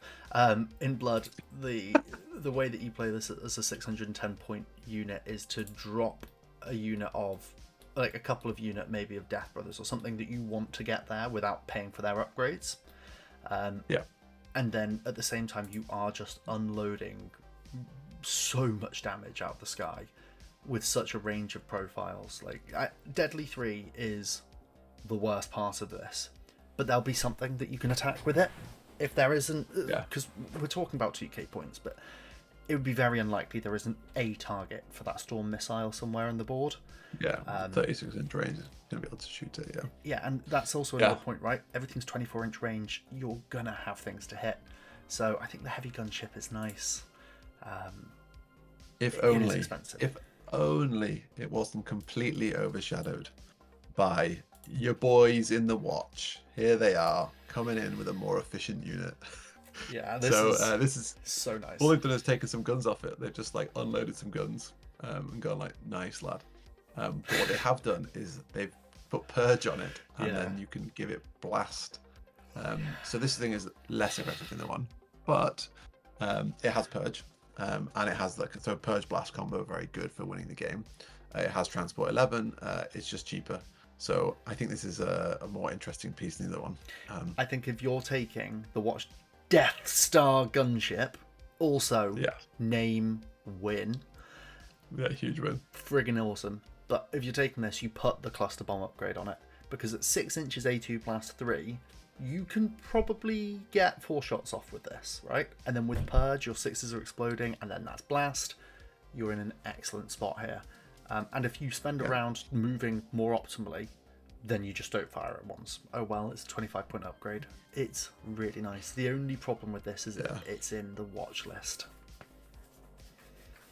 No, I don't know what you're talking about. This is the perfect upgrade for Watch, because this is the perfect vehicle for Watch, because not only is it cheaper than the other ones, but it gets all your guys within 12-inch range to unload all hell on them with their frag blasters, you know. Yeah, that's a frag really blasters, heavy flamers. Let's fucking go. Wow, who'd have thought that the Watch Death Star was the way to play the game? We will now talk quickly about the Titans. We're going to start with the heavy tank. Really, there's not too much to discuss. It's 775 points for a fast, fearless 3-2 tank. It's tough 18, so you get impact 9. It comes with transport 11. You can give it Strider. It comes with 6 shots at AP1, which is nice. It interestingly comes with 4 shots AP1 Blast 3 reliable. We like the Flamer. We like the Heavy Flamer. We like the Twin Heavy Flamer. Your boy, the Quad Heavy Flamers, out in style. Honestly, he's here. He's here. And you can give him some upgrades. The Heavy Tank is a fun piece. Are you bringing it in your 3K games?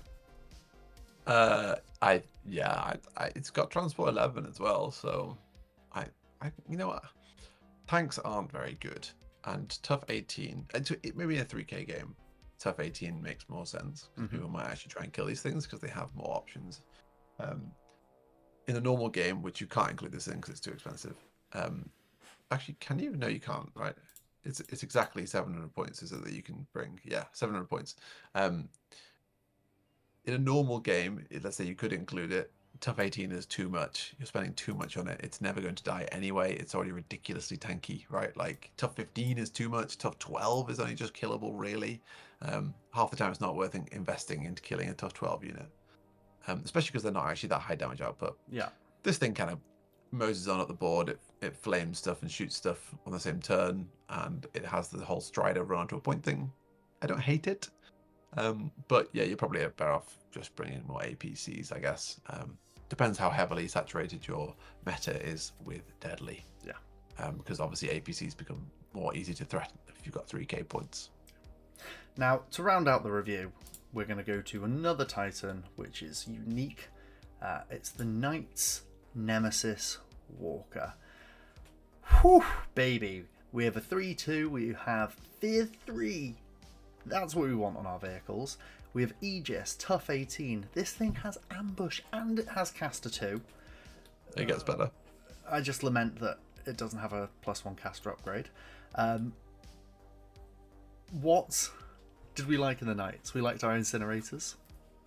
We've talked about the quad heavy flamers. Here are 2 times super heavy incinerators. 18-inch, A2, AP1, Blast 3 reliable.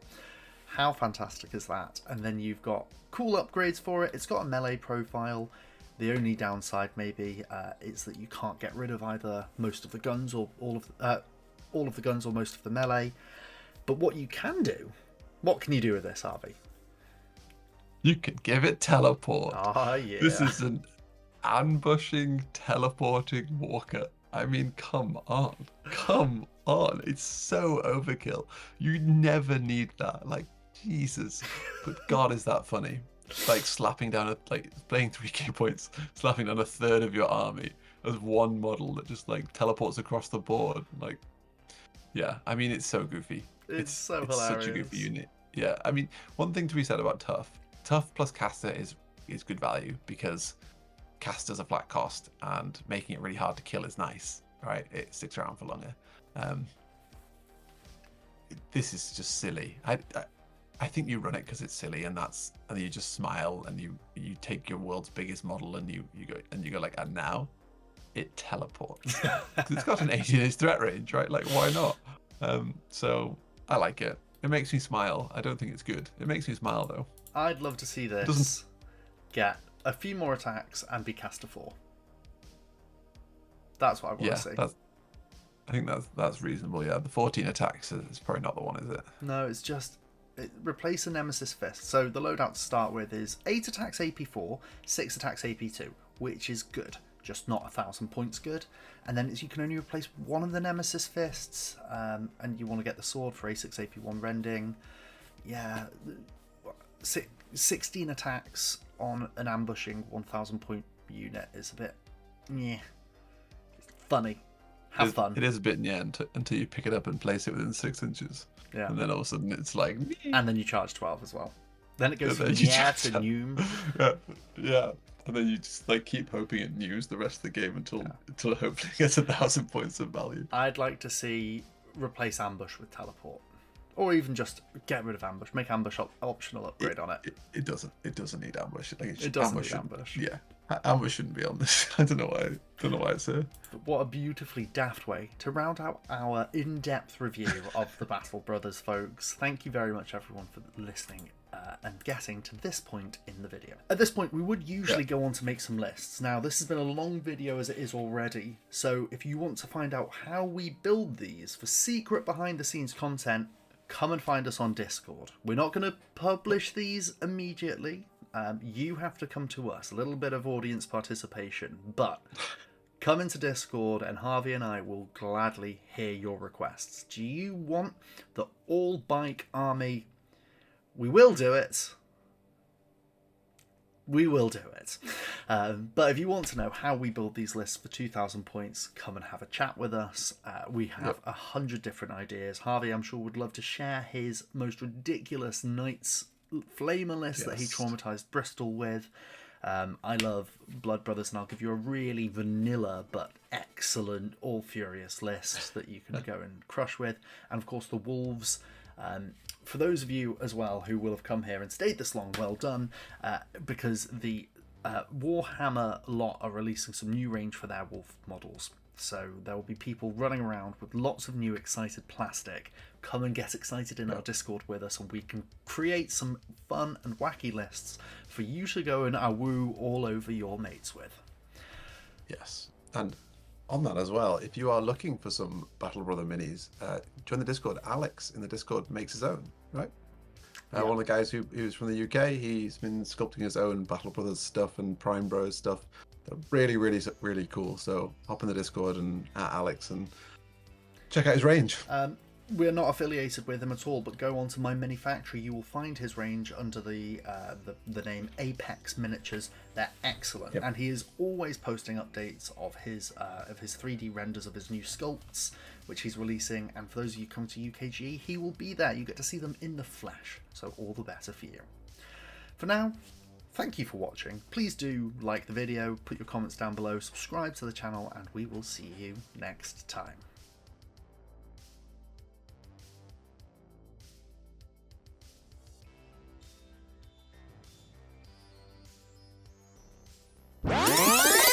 if you've made it here with 100% of your brain still together, well, we've only made it here with 50%. So you're doing. I better only than us, started so. with 20.